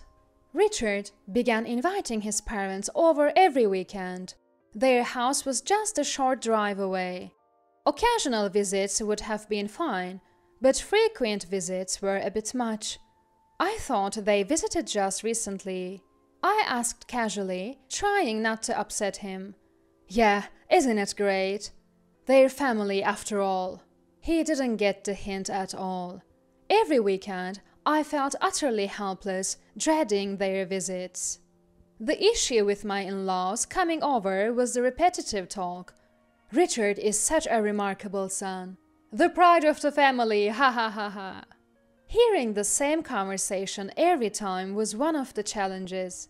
My in-laws often come over on Friday nights and stay until late on Sundays, spending all their time chatting in the living room. I can't just leave, so I end up having to be part of these interactions. Since they are guests, I'm the one who has to host. On my precious days off, I'm expected to cook lavish meals, clean the house, and even take care of their personal needs, leaving me exhausted. It would be nice if my husband and in-laws appreciated my efforts, but instead they complain about my cooking. "Isabella, your cooking is somehow lacking. The drinks don't go down well with this." "Richard, are you eating properly? You look thinner." "It's okay, Mom, Dad. I often eat out during the week." All three of them criticize my cooking. I had noticed before we got married that Richard's family tends to have heavily seasoned food. During our dating period, when I cooked for him, I was surprised to see him dousing steaks and scrambled eggs with loads of sauce. I started worrying if my cooking was too bland, but I realized it was just Richard's taste, as he did the same even in restaurants. Still, it's frustrating to hear from my in-laws, "Isabella, you need to cook properly. Didn't you taste it? Is this how it's supposed to be? A wife who can't cook is no good. You need to improve, or it might lead to divorce." It's irritating to be told that my food isn't delicious. Your seasoning is too strong, or maybe your taste buds are off. I can't just say, "I'll be more careful next time." All I can say is, so I started making the food saltier and providing extra sauces when they visit, which I don't normally do. I can't risk my husband developing high blood pressure. "Oh, today's meal is a bit better, I guess." It has improved a bit, just a bit. Their appraisal slightly improved. But when I tasted it, it was quite salty, and I thought to myself, what a family of tasteless eaters. Well, if they are satisfied with that, I suppose it's okay for now. However, things got even worse. One weekday, when I returned home tired from work, I found my mother-in-law, Emma, there. "I'm here to teach you how to cook." It was past 9 p.m. "I have to get up early tomorrow," I thought, but my silent plea was ignored as Emma's cooking lesson began. Her cooking was, as I expected, laden with seasonings to an unhealthy extent. The soup was loaded with condiments, and the main dish was fatty meat with extremely heavy seasoning. "It whets your appetite, doesn't it?" Emma seemed delighted. Richard dug in like a boy, exclaiming, "This is it!" The difference in our food values was terrifying, and I reluctantly tasted a bit of the meal. After that, Emma began visiting our home frequently. On weekends, my father-in-law, Joseph, would also stay over. It was almost like living together. It was exhausting. I reached my limit trying to accommodate my in-laws and desperately wanted to lose 2 days off a week without seeing them. So I subtly suggested to my husband, "How about we go somewhere to relax?" He loves traveling, and I thought he would take it as a hint for a trip. As expected, he said, "Great idea, let's plan a trip." He began planning the trip. Since moving in together, we had been in an almost co-living situation with his parents, but this would be our first trip alone since our honeymoon. Richard hadn't been traveling with his friends either. I hoped he was saving for our future. The trip he planned was a weekend getaway for 2 nights and 3 days. The destination wasn't far, so we could relax without taking leave. "Thank you," I said, grateful to my husband for planning it. "Yeah, leave the trip planning to me," he said proudly. In hindsight, that was a mistake. On the day of the trip, while waiting for the bus to our destination, Richard was looking around restlessly. "What's wrong?" I asked, but I realized the reason before he could answer. "Oh, good, we made it in time." "Hey, Richard, sorry to keep you waiting." To my surprise, my in-laws had shown up. I looked at my husband apprehensively. "Come on, both of you, we're almost late for departure. That was close." "That was close? No, this is not what was planned. I want my enjoyment back." "What do you mean?" "When I mentioned the trip, Mom and Dad thought it would be more fun if we all went together," my husband said with a smile. I wish he had at least consulted me, or better yet, stopped discussing everything with his parents.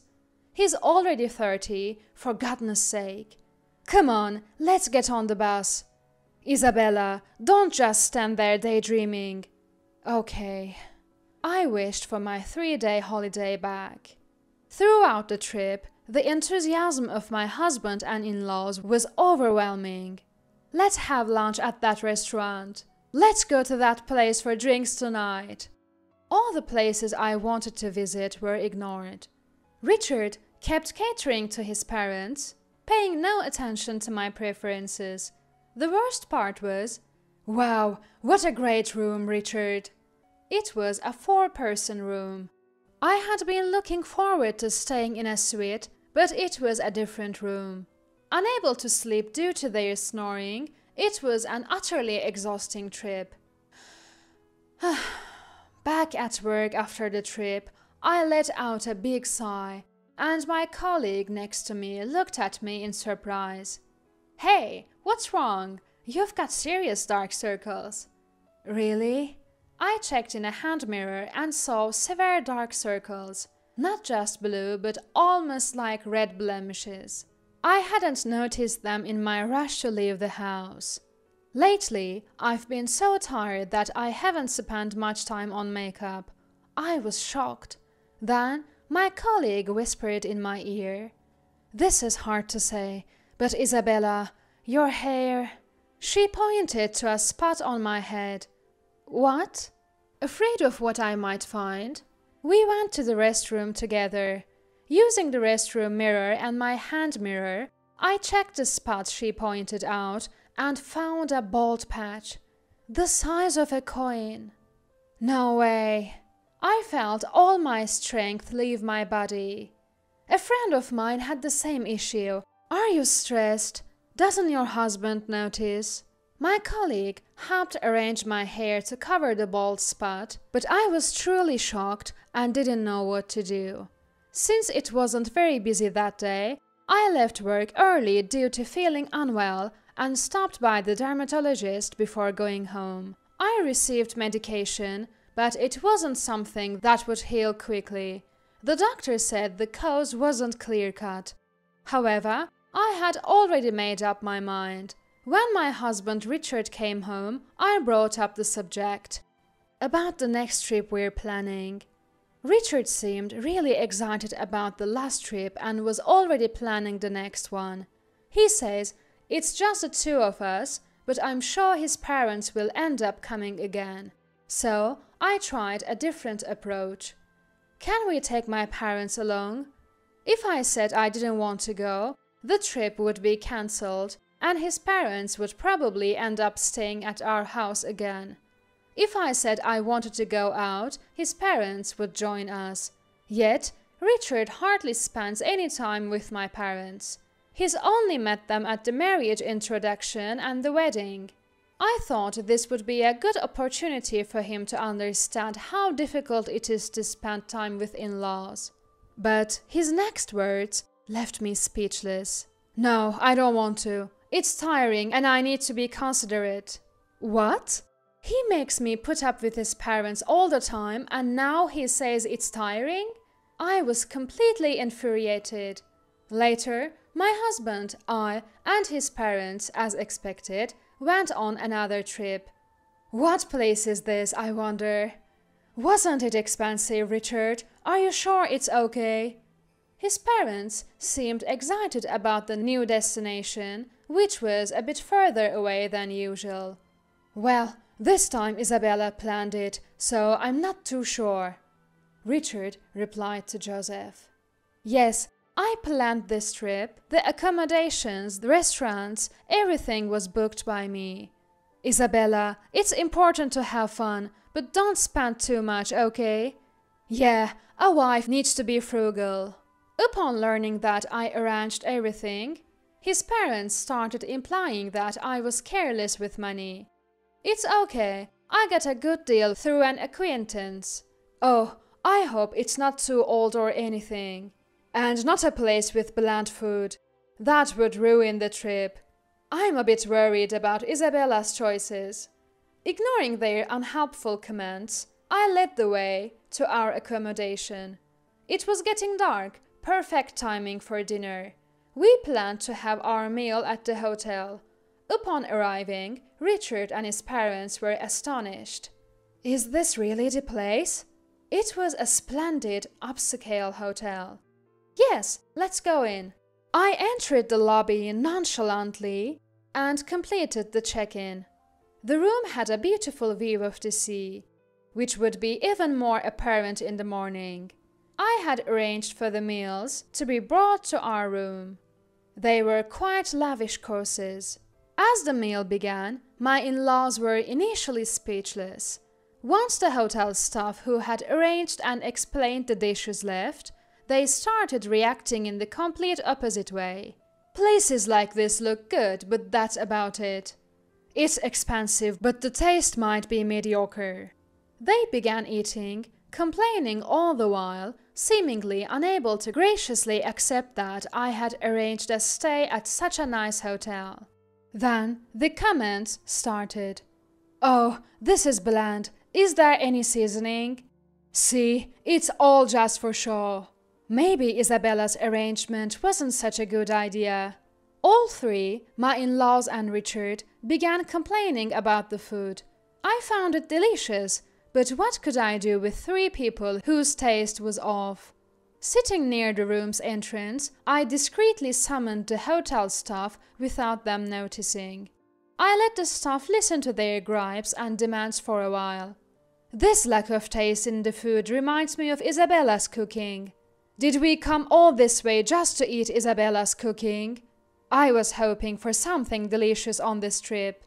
They effortlessly mixed complaints about the hotel and me, freely voicing their opinions without any prompt from me. This hotel looks old. It must be cheap because it's big. Is this how our son's wife treats us? Choosing a cheap place for us to stay? Don't worry, Dad, Mom. Next time I'll handle the arrangements. They kept eating and complaining. Then, "Excuse me," a voice from outside the door said. Emma, thinking it was the next course being served, cheerfully replied, "Yes?" But it wasn't about the food. "I understand there have been some dissatisfaction with our hotel." The man who appeared wasn't carrying any dishes. It was a man not holding anything. "Oh," Richard uttered, freezing up. The man continued, "I also heard there were complaints about my daughter." "Yes, the man who appeared was my father." "Oh, Emma looked confused and turned to Joseph. "Well, what a coincidence to meet here! Ha ha ha!"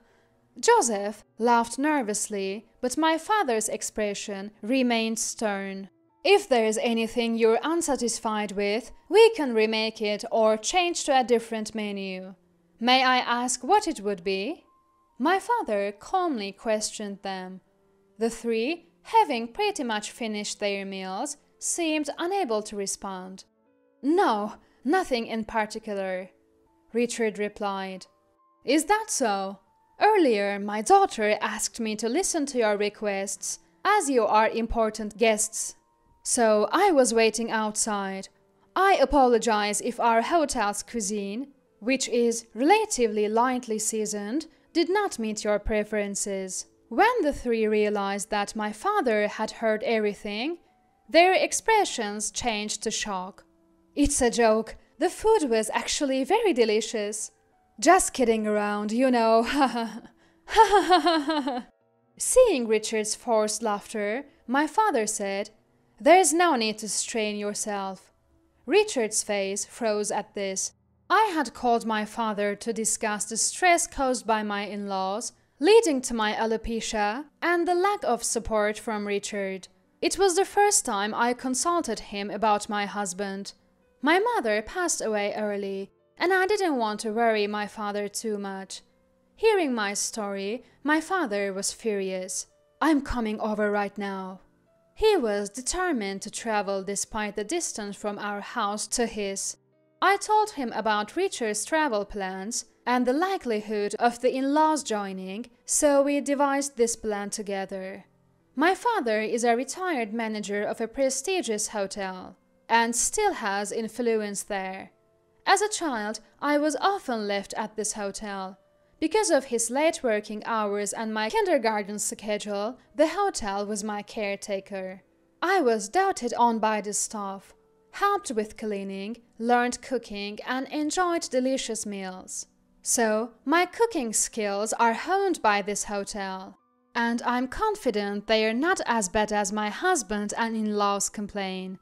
If this hotel doesn't suit you, please leave. If you are a burden to my daughter, I'll cut off ties," my father said sternly to Richard and my in-laws. "How can you say that?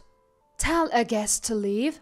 My in-laws were furious, but another staff member came in and cleared their plates. They were stunned by this.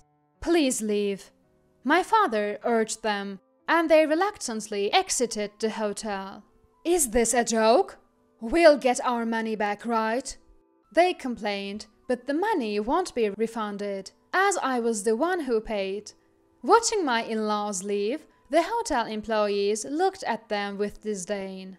They must have been really uncomfortable. The in-laws' complaints quickly ceased. For once, the usual 3-on-1 criticism against me was reversed, and I felt a sense of relief. After that incident, my husband, not wanting to face me, went back to his parents' house. I compiled all the mistreatment I had endured and consulted a lawyer. After getting an estimate for alimony, I sent the documents to my husband by mail.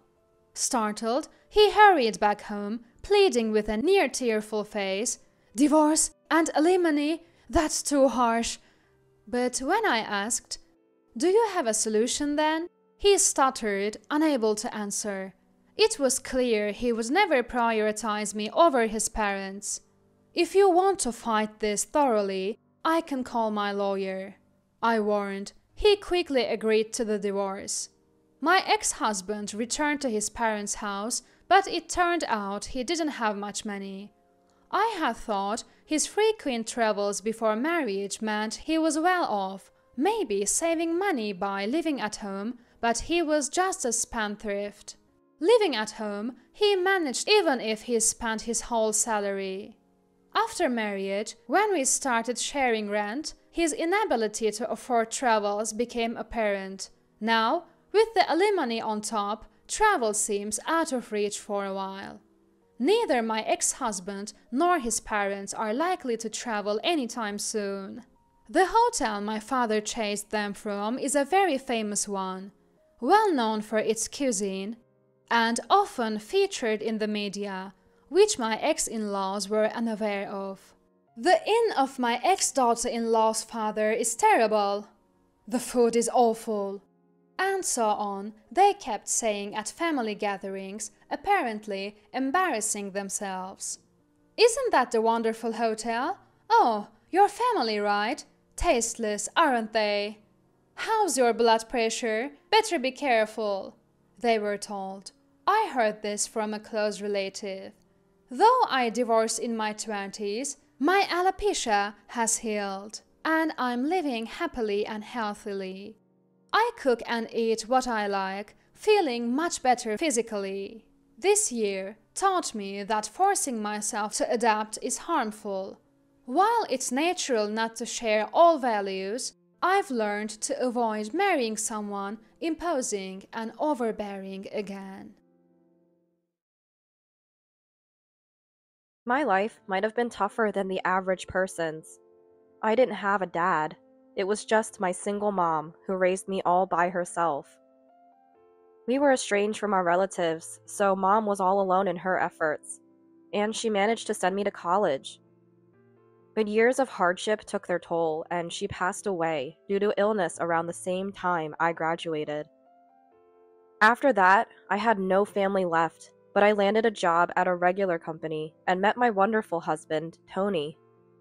Tony, an executive at a client company, was a bit older than me.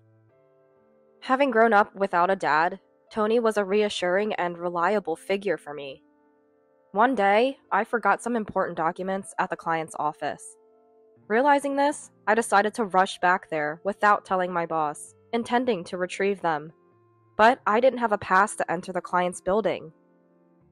My boss usually handled such matters, and of course, I couldn't ask him. Standing clueless in front of the client's office, an employee I had met earlier came running out with the documents. That was how I met Tony. Knowing my situation, Tony handed me the documents and said with an innocent smile, "Let's keep this our little secret." I fell for that smile and aggressively pursued him. It didn't take long for us to get married, and I found happiness. We weren't blessed with children, but every day was joyful. Tony, who always made me laugh, had rescued me from a lifetime of loneliness. Just as I vowed to spend my life by Tony's side, we discovered he had cancer, already at stage 4. The doctor broke the news to us. I was devastated. Tony deeply regretted leaving me alone in the end.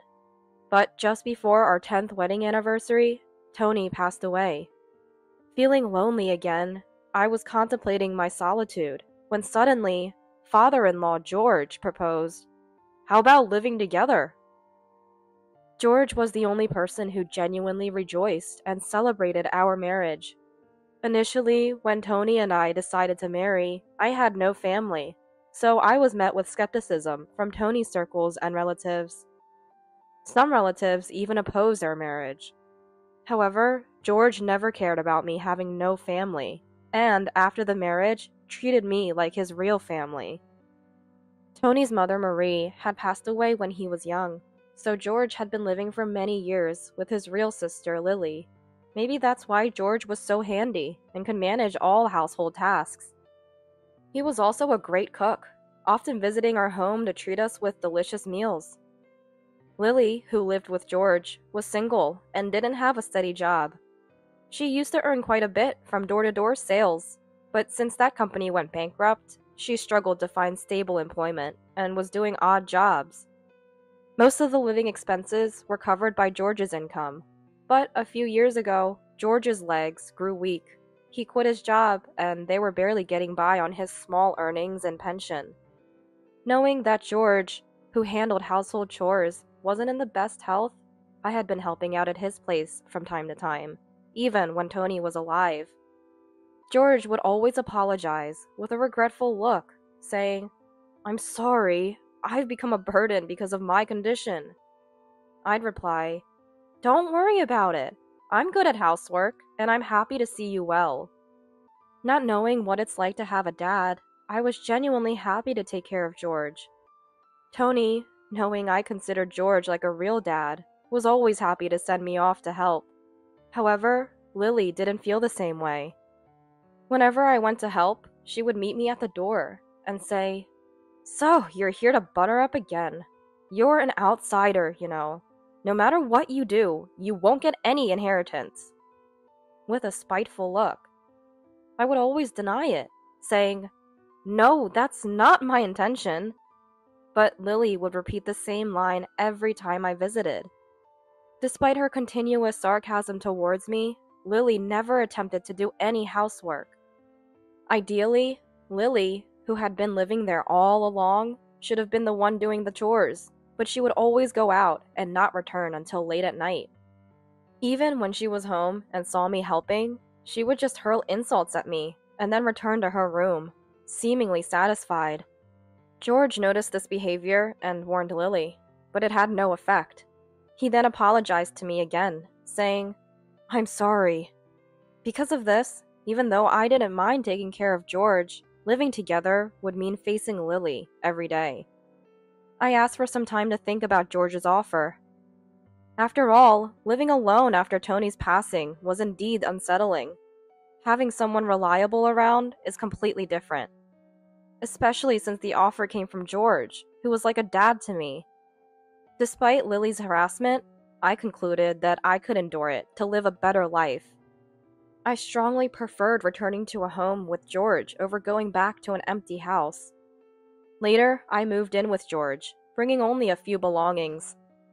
I was familiar with George's house, knowing where everything was, except for the inside of Lily's room. Whenever I passed by, I could smell cigarette smoke, but her door was always closed. When I offered to clean her room occasionally, she accused me of being a thief. "No way! Don't enter my room without permission. You might steal something." I protested.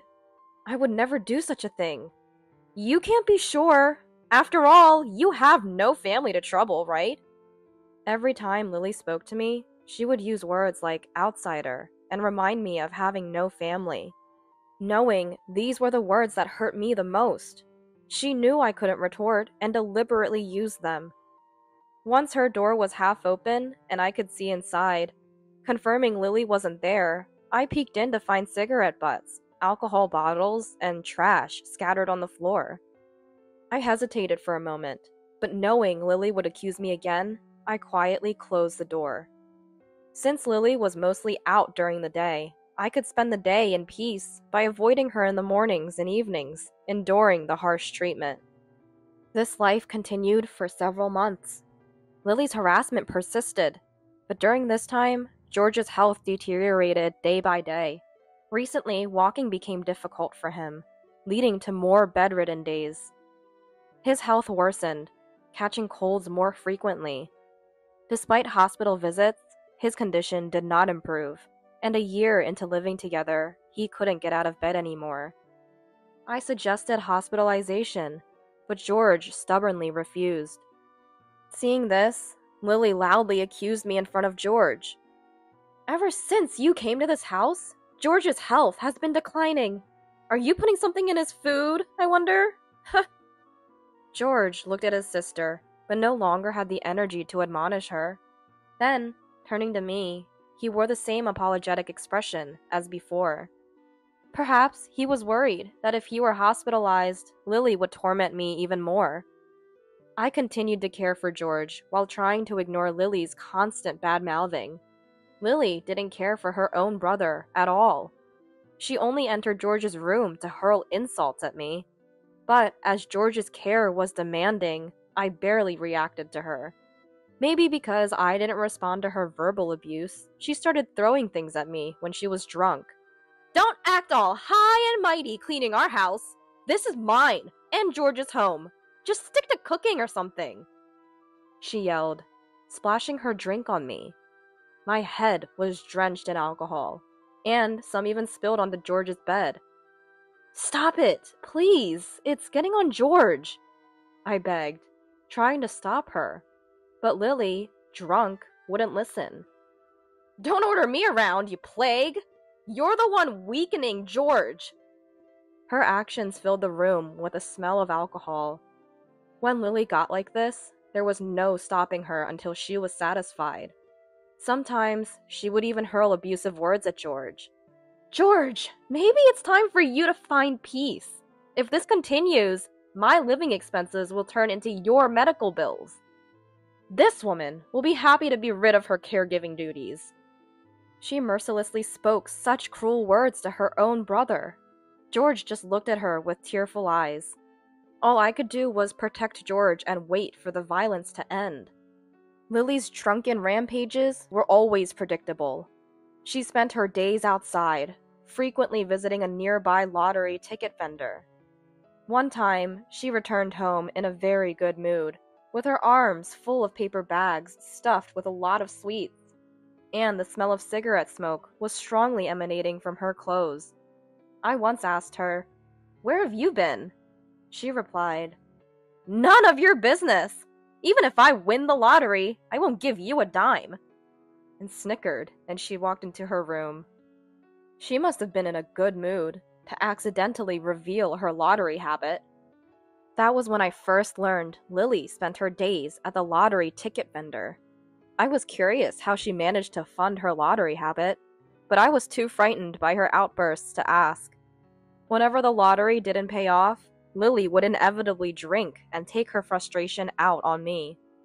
She would come home, pull out alcohol from the fridge, and demand, "Hey, make dinner!" Since she often returned late at night, I would prepare meals and run her bath. Neglecting these tasks would result in her throwing things and screaming, so I never had a moment's peace. Despite this, I dedicated myself to caring for George 24/7, actively engaging in his rehabilitation. However, George grew increasingly frail and struggled even to breathe. After several months of my devoted care, George passed away. Though he was too weak to speak, he mustered the strength to thank me. "You've been a great help. Thank you." Hearing these final words from George made all my hardships seem worth it. He had supported my marriage to his son, and after Tony's death, he offered to live with me, an outsider. George was my greatest benefactor. With his passing, I found myself alone again. But I couldn't afford to be sentimental, as Lily didn't lift a finger to help with the funeral arrangements, leaving everything to me. It was only after the funeral that I could truly reflect on my time with George. Because of his caring nature, distant relatives gathered to pay their respects. During the post-funeral meal, everyone reminisced about George. Even Lily listened quietly to the relatives' stories. "He always stood by us," one said. "Right? He was always there when we needed him," added another. George had always been a man of action, never expecting anything in return for his help. Hearing this, I felt happy, as if they were talking about me too. Then a relative broached the subject. "What about the inheritance? There should be land and real estate left." "Yeah, he inherited his wife's assets too, so it must be a considerable amount." Despite the funeral just ending, they started discussing the inheritance. Hearing this, Lily's eyes lit up. "Right! I'm the closest blood relative, so I'll protect George's inheritance. Besides, I've been taking care of him, so I have a right to inherit," she confidently declared. Watching Lily's eyes sparkle, I felt a deep sense of unease. But I couldn't avoid the inheritance discussion. It was a matter that didn't concern me. As the relatives were getting worked up over the inheritance, a man suddenly entered. Everyone looked at him, but judging by the relatives' faces, no one seemed to recognize him. Amid the strange atmosphere, the man handed out his business card and said, "I've been entrusted with the will." Lily, sensing an opportunity, approached the lawyer and said, "Really? Then let's open the will right here." Her eyes were shining again as she pulled the lawyer to a seat. The lawyer took out the will from his bag and began to read it in a calm manner. Lily's face turned red immediately. The relatives also became restless.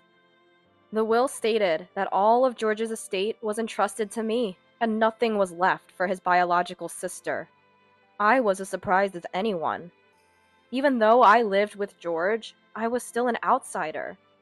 That he entrusted his entire estate to me was unexpected. Hearing the lawyer's words, Lily lost her bright eyes, her face filling with anger and hatred. "How can he leave the inheritance to some unknown woman? This is unacceptable. Has George lost his mind?" Lily yelled in a voice that was almost like a roar. She continued, "After Marie passed away, it was me who lived with and struggled with George. What does this woman know about our lives? It's ridiculous to leave everything to her." She looked ready to pounce on me. Some relatives seemed to agree. "Yeah, she lived with him for a long time. She's his real sister. Maybe there's a mistake in this will. Probably moved in for the inheritance. Yeah, maybe she manipulated him into writing the will." The relatives, perhaps upset they weren't receiving anything, started to speculate wildly. Internally, I thought, they don't know the truth. But I knew any protest from me would play right into Lily's hands. As I remained silent and looked down, the relatives' mistrust in me seemed to grow. Just as they were about to discuss contesting the will, the previously silent lawyer spoke up. "Decide what to do with this will after you see this," he said, placing an envelope and a USB memory stick on the table. Lily, with a puzzled expression, opened the envelope, and a multitude of photos spilled out. They showed Lily in a rage, swinging around bottles of alcohol. She turned pale and clutched the photos tightly. As the relatives gathered and saw more photos, they found images of Lily throwing things at me and George, and her entering the lottery ticket vendor. There were also pictures of her withdrawing money from a bank ATM. The lawyer explained promptly, "These are photos of her withdrawing George's pension without permission." I realized then that she had been using George's pension for her lottery expenses. Lily was out almost every day. I had noticed her frequent visits to the lottery place, but I didn't know where the money was coming from. I received a fixed amount for household expenses, so I had no way to investigate. Seeing these photos, the relatives who had been suspicious of me now turned their doubtful eyes towards Lily. "What's the meaning of these photos? Did you withdraw money for the lottery without permission?" Lily, struggling for an explanation, said, "I did it because George said it was okay. I only got angry and threw things because that woman was being unreasonable. George knew about it and stayed quiet." Then the lawyer added, "We have more evidence to show," and opened a laptop, plugging in the USB drive. The same scene of Lily swinging alcohol appeared on the screen, but this time with audio. "George, when are you going to die?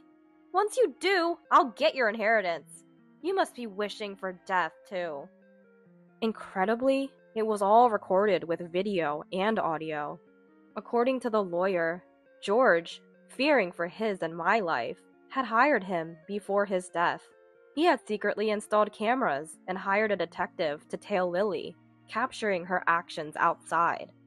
He wanted to ensure that his estate wouldn't end with his sister after his death, so he asked for the will to be backed up with these photos and videos. I was astonished. George, who in his later years could hardly move and struggled to speak, had planned all this. I was astounded by George's resourcefulness to the very end. Lily seemed to have lost the energy to argue any further, looking down and clenching her teeth. With all this evidence presented, she must have realized that any excuses would not convince the relatives. She downed a bottle of alcohol in one go and slumped over the table. After witnessing the video, the relatives were clearly not inclined to let Lily inherit the estate. Thanks to the will and the plethora of evidence the lawyer presented, I was the one who inherited the estate. Initially, I thought of declining the substantial inheritance. Even though it was George's wish, we were still strangers after all. I feared I might end up misusing the fortune, perhaps even in gambling, like Lily. But the fact remained that George trusted me and treated me like family, even if it was for a short while. As a gesture of gratitude, I decided to use the inheritance to maintain George's grave for as long as I live. I had enough to live on from Tony's inheritance. I erected a tombstone for George and set up a grand altar, placing photographs of Tony and George and Marie there. As for Lily, she succumbed to a gambling addiction and alcoholism and was forcibly admitted to a hospital. She likely won't leave it for the rest of her life. While I did feel a pang of pity, I couldn't forgive the years of torment she put me through. Still, as George's biological sister, I thought it right to cover her hospital expenses. Now, alone again, my situation was different from before. I had something to protect. That alone made me feel not so solitary. From now on, I plan to live out my remaining days peacefully in the house I shared with George. Ah, the wrestling sister! Scott's innocent voice echoed through the room. This was Walter's wedding venue. Mary is petite and clearly doesn't wrestle. Did you play wrestling with her? I asked, and Scott shook his head. Because she was on top of Grandpa the other day! The venue erupted into whispers at his words. Walter, myself, and a word from the boss made Cody and Mary realize the gravity of the situation. My name is Ruby. I'm 53. Grew up in a regular house in the countryside. Fell in love with my husband Cody when I was 20. We had a smooth relationship and discovered I was pregnant a few years later. Cody was only 20 at the time. However, he proposed, and here we are. Shotgun marriages were still frowned upon, and we were young with little income. Life wasn't easy then. I earned more and essentially supported Cody, which became neighborhood gossip. But we persevered despite the cold stares. Cody worked hard and climbed the ladder. We have 2 sons, Walter and Taylor. Taylor, like us, had a shotgun marriage 5 years ago. Though society isn't as harsh now, we understand the challenges. I work part-time and help out by watching Scott when I can. Amelia, a student then, has been Taylor's girlfriend for a while and often visited our home. She's a good girl, and I have no worries about Taylor's future. Meanwhile, Walter never seemed interested in romance. No rumors ever. Earlier this year, Cody, concerned, wanted to introduce Walter to a colleague's daughter. Walter was reluctant, but I was worried about him staying alone, so we agreed to meet her. One weekend, Cody left early to pick her up. I was preparing lunch, waiting. It was special for her to come to our house on the first meeting. A kind gesture. The doorbell rang just past noon. Walter, who had come down to the first floor, sighed slightly. "Walter, don't sigh," I chided. Okay, he responded. "It's someone from Cody's workplace, right? Even if it doesn't work out, don't be rude." Walter made a face at my reminder. "I want him to marry, but I know it shouldn't be forced. I just want Walter to find happiness. Nice to meet you. I'm Mary. The woman who entered with Cody was small and cute. Nice to meet you. I'm Ruby, Cody's wife. Cody always speaks highly of you. Thank you for coming today. I extended my hand, but she didn't shake it, and instead walked further into the house, saying, "Excuse my intrusion." Her attitude struck me as odd, but maybe that's just how young people are today. Were you cooking?" Cody asked, entering behind her and looking at the dining area. "Yes, I thought it was about lunchtime," I answered, puzzled by his question. "Oh, Cody and I already had pasta. Sorry," she said in a flirting tone. Cody? Would you normally call your boss by their first name? Despite a lingering sense of unease, I remembered what Cody had mentioned before. In our department, everyone is on friendly terms and we call each other by first names.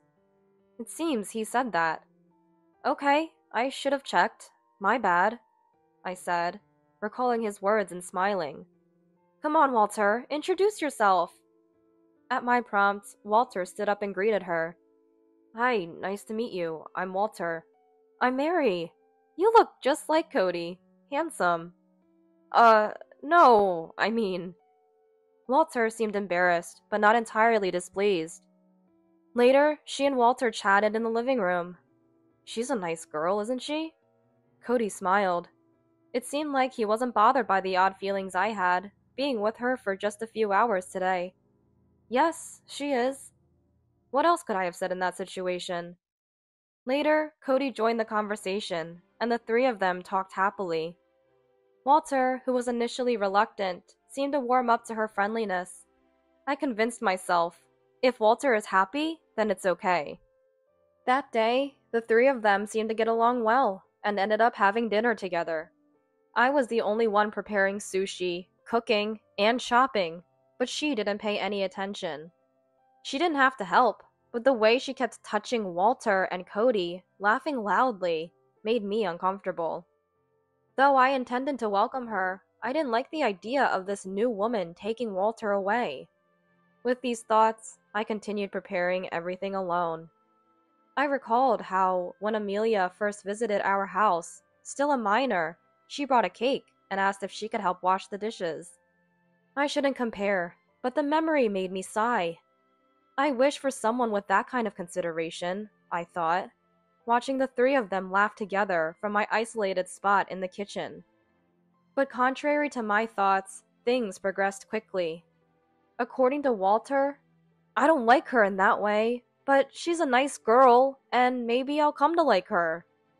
I was taken aback by such casual thoughts about marriage, but I was the one who encouraged it. I had no right to say anything. Cody really liked her, and Walter seemed to think the same.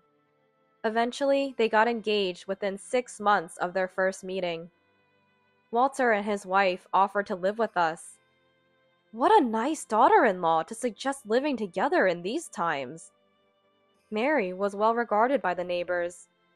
With a forced smile, I started our life together as a family of 4. Mary continued working, leaving and returning with Cody.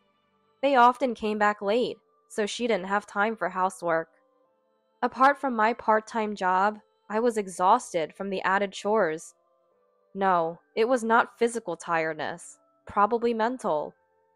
"Ruby, Mary would have preferred meat today." They would criticize the menu, or, "We have a meeting today, so Cody and I will eat out," including Cody in their plans. It's good that they're close. However, I'm sure she's having Cody treat her to fancy meals. "Mary, we need to save for the wedding," I would say, only for Cody to reprimand me. "Mary is still new to our home and is trying to adjust. It's okay to dine out with her occasionally. Besides, I'm the one paying, so she's not spending any money." Cody reprimanded me. Despite my displeasure with this, Cody didn't seem to notice. "We haven't dined out in a while. Why do you always have to go with Mary? Walter can take her," I argued, but Cody just laughed it off. His defense of her and Mary's occasional behavior bothered me, but I couldn't help feeling negative. I knew I was being petty, but I hoped Mary would realize it eventually. They had kindly offered to live with us. I really want to get along well with them. These feelings are genuine.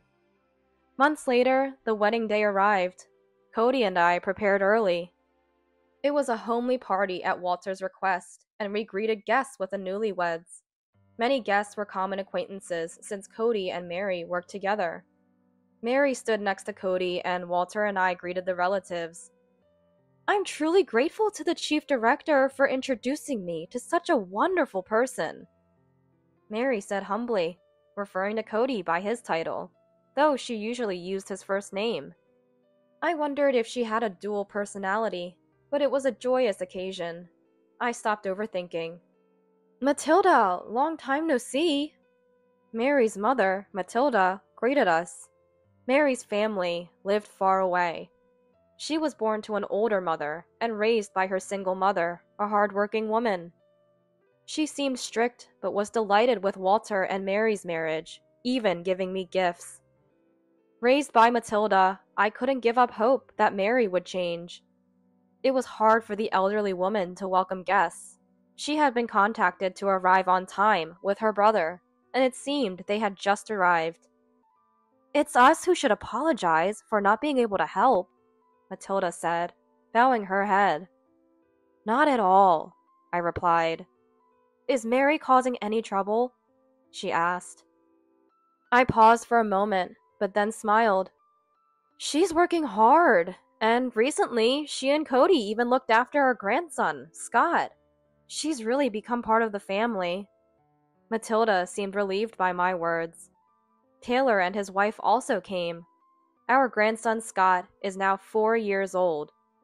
He seemed excited by the unusual atmosphere today, apparently having been overly energetic at home.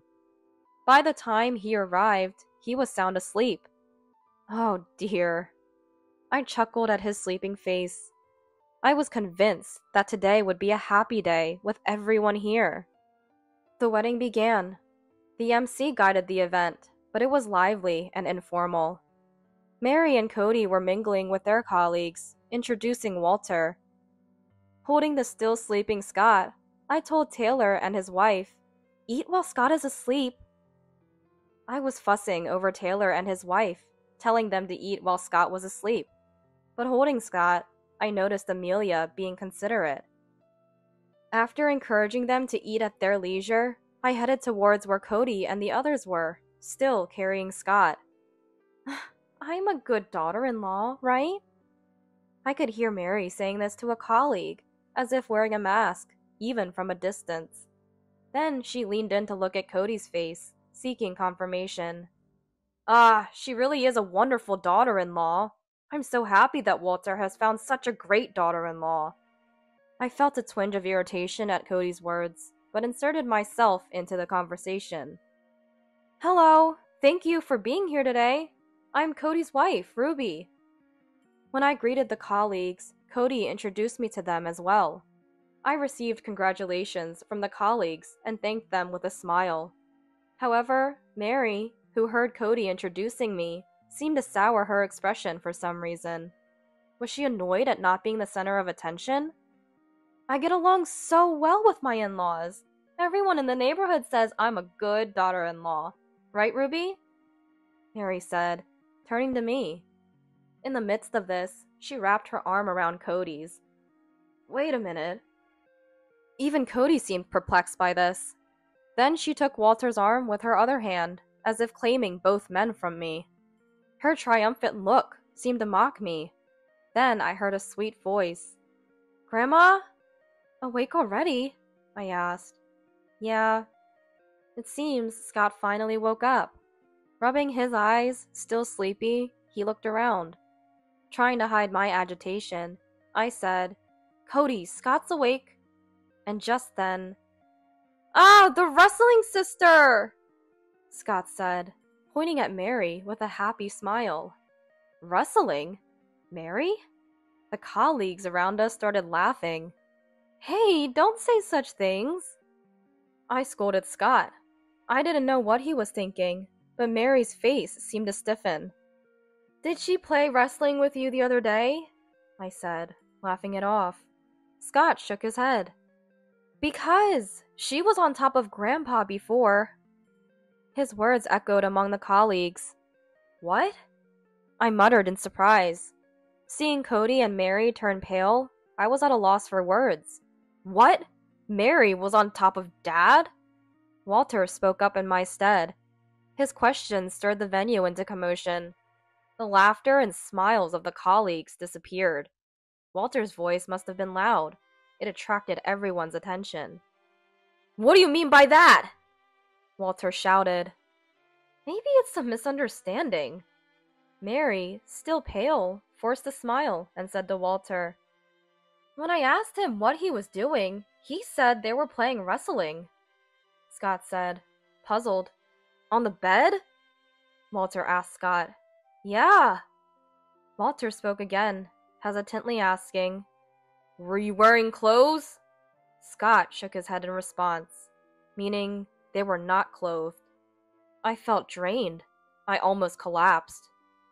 Holding Scott tightly to prevent dropping him, my legs wobbled. A colleague offered me a chair in response. No, it's just a 4-year-old speaking. Don't take it seriously. Cody laughed, but I could see sweat on his face. What do you mean?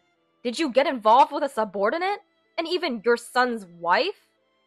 The boss, who had arrived first and had been greeted by Cody and Mary, questioned. No, I didn't. Cody protested, but the boss looked stern. I'm not at fault. He forced himself on me. Mary pretended to cry, unconvincingly. I couldn't forgive Cody or Mary's behavior. I accused, Did you marry Walter just to live with Cody? Cody and Mary both looked at me. Hey, don't say such things! Don't believe it! Cody said hastily, trying to excuse himself. I've been suspecting something strange. If you planned this from the beginning, then your behavior towards me makes sense. I said, outraged. However, Mary, acting like an actress, shed tears and shook her head. Ruby, that's terrible! Who's really terrible here? Both of you! Get out of the house! Walter defended me. You're not wanted at the company either. We don't need people who disrupt the order. The boss added. The two finally seemed to grasp the seriousness of the situation. Mary, still pale, wailed, while Cody tried to ingratiate himself with me and the boss. The wedding ended in the worst atmosphere. I kept bowing to the departing guests, but everyone was kind, saying, It's not Ruby's fault. Don't push yourself. Their words were a small comfort amid the misfortune. The wedding was over, but the battle for me and Walter was just beginning. Taylor had a detailed conversation with Scott, and together, with Walter's words, the story became clear. Recently, when Taylor and his wife were out, we were looking after Scott. I was at my part-time job, and Cody and Walter's wife were supposed to watch him. It was not unusual for us to take care of Scott like this, so taking care of Scott in itself wasn't unusual. But on that day, while Scott was napping, Mary apparently expressed a desire to eat steak from a steakhouse in the neighboring town. Then shall we all go when Mom returns? Walter suggested. But Cody said, Ruby will be tired, so let's buy it and eat at home. Let's prepare for Taylor and his family too. Thinking Scott was asleep, Walter left alone.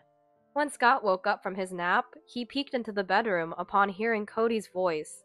What followed was as everyone guessed. Scott witnessed them, and they made up a ridiculous excuse of playing wrestling, even telling him not to tell anyone. At the wedding, Scott, still half asleep, had forgotten about the promise. Walter, Taylor, and I confronted Cody and Mary with this information. It was against my will, Mary kept saying. So should we go to the police? Walter's suggestion silenced Mary, her face turning pale. Ruby, haven't we always overcome everything together? Cody pleaded with me. It seemed he didn't want a divorce.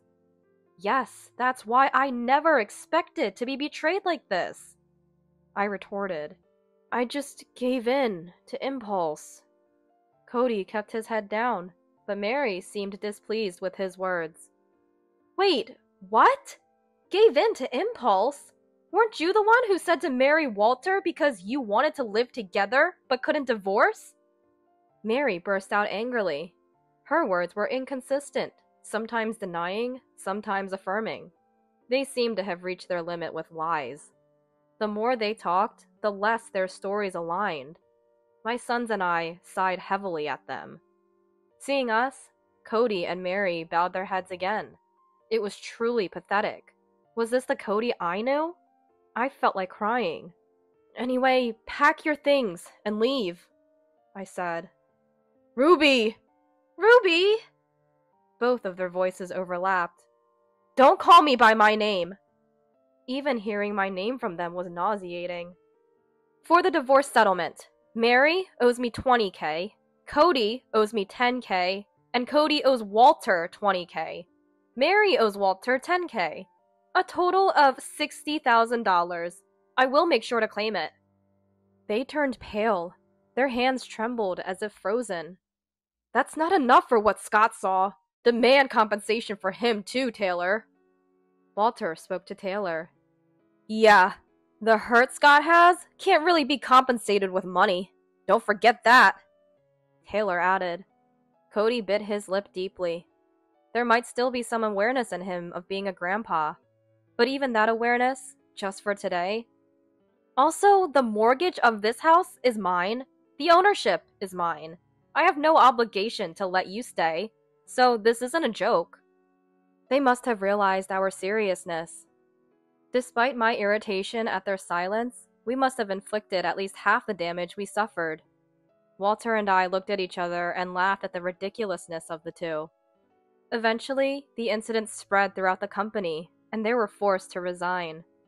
Their severance pay, being joint property, was properly divided in the divorce. They had to borrow from relatives to pay the settlement. Everyone at the wedding was disgusted with Cody. I wondered if anyone would lend him money. Mary received an apology and payment from Matilda. Matilda, though deeply distressed and elderly, came to apologize, and I couldn't say anything against her kindness. Though she paid, it seemed she was cutting ties with Mary. There was a request to return to her parents' home because she lost her job. But she was told, "I don't know a child like you," and was dismissed. She is an adult now. She should take responsibility for herself and live her life properly. And as expected, the relationship between Cody and Mary didn't work out. They broke up. I heard rumors they were bad-mouthing each other, but I truly didn't care. Then, the life of just Walter and me began. It's a stress-free, happy, everyday life. Wonder if I should get married, Walter mused. Do whatever you like, I said, laughing it off. Walter was hurt by marriage. I couldn't push him towards another one. However, years later, Walter said he had something to tell me. I found someone I want to marry. I can't express how happy I was to hear that. The girl he introduced was a junior colleague at his company. What happens next is uncertain, but Walter and I still have so much ahead. Life is long. I believe there's always a path to happiness.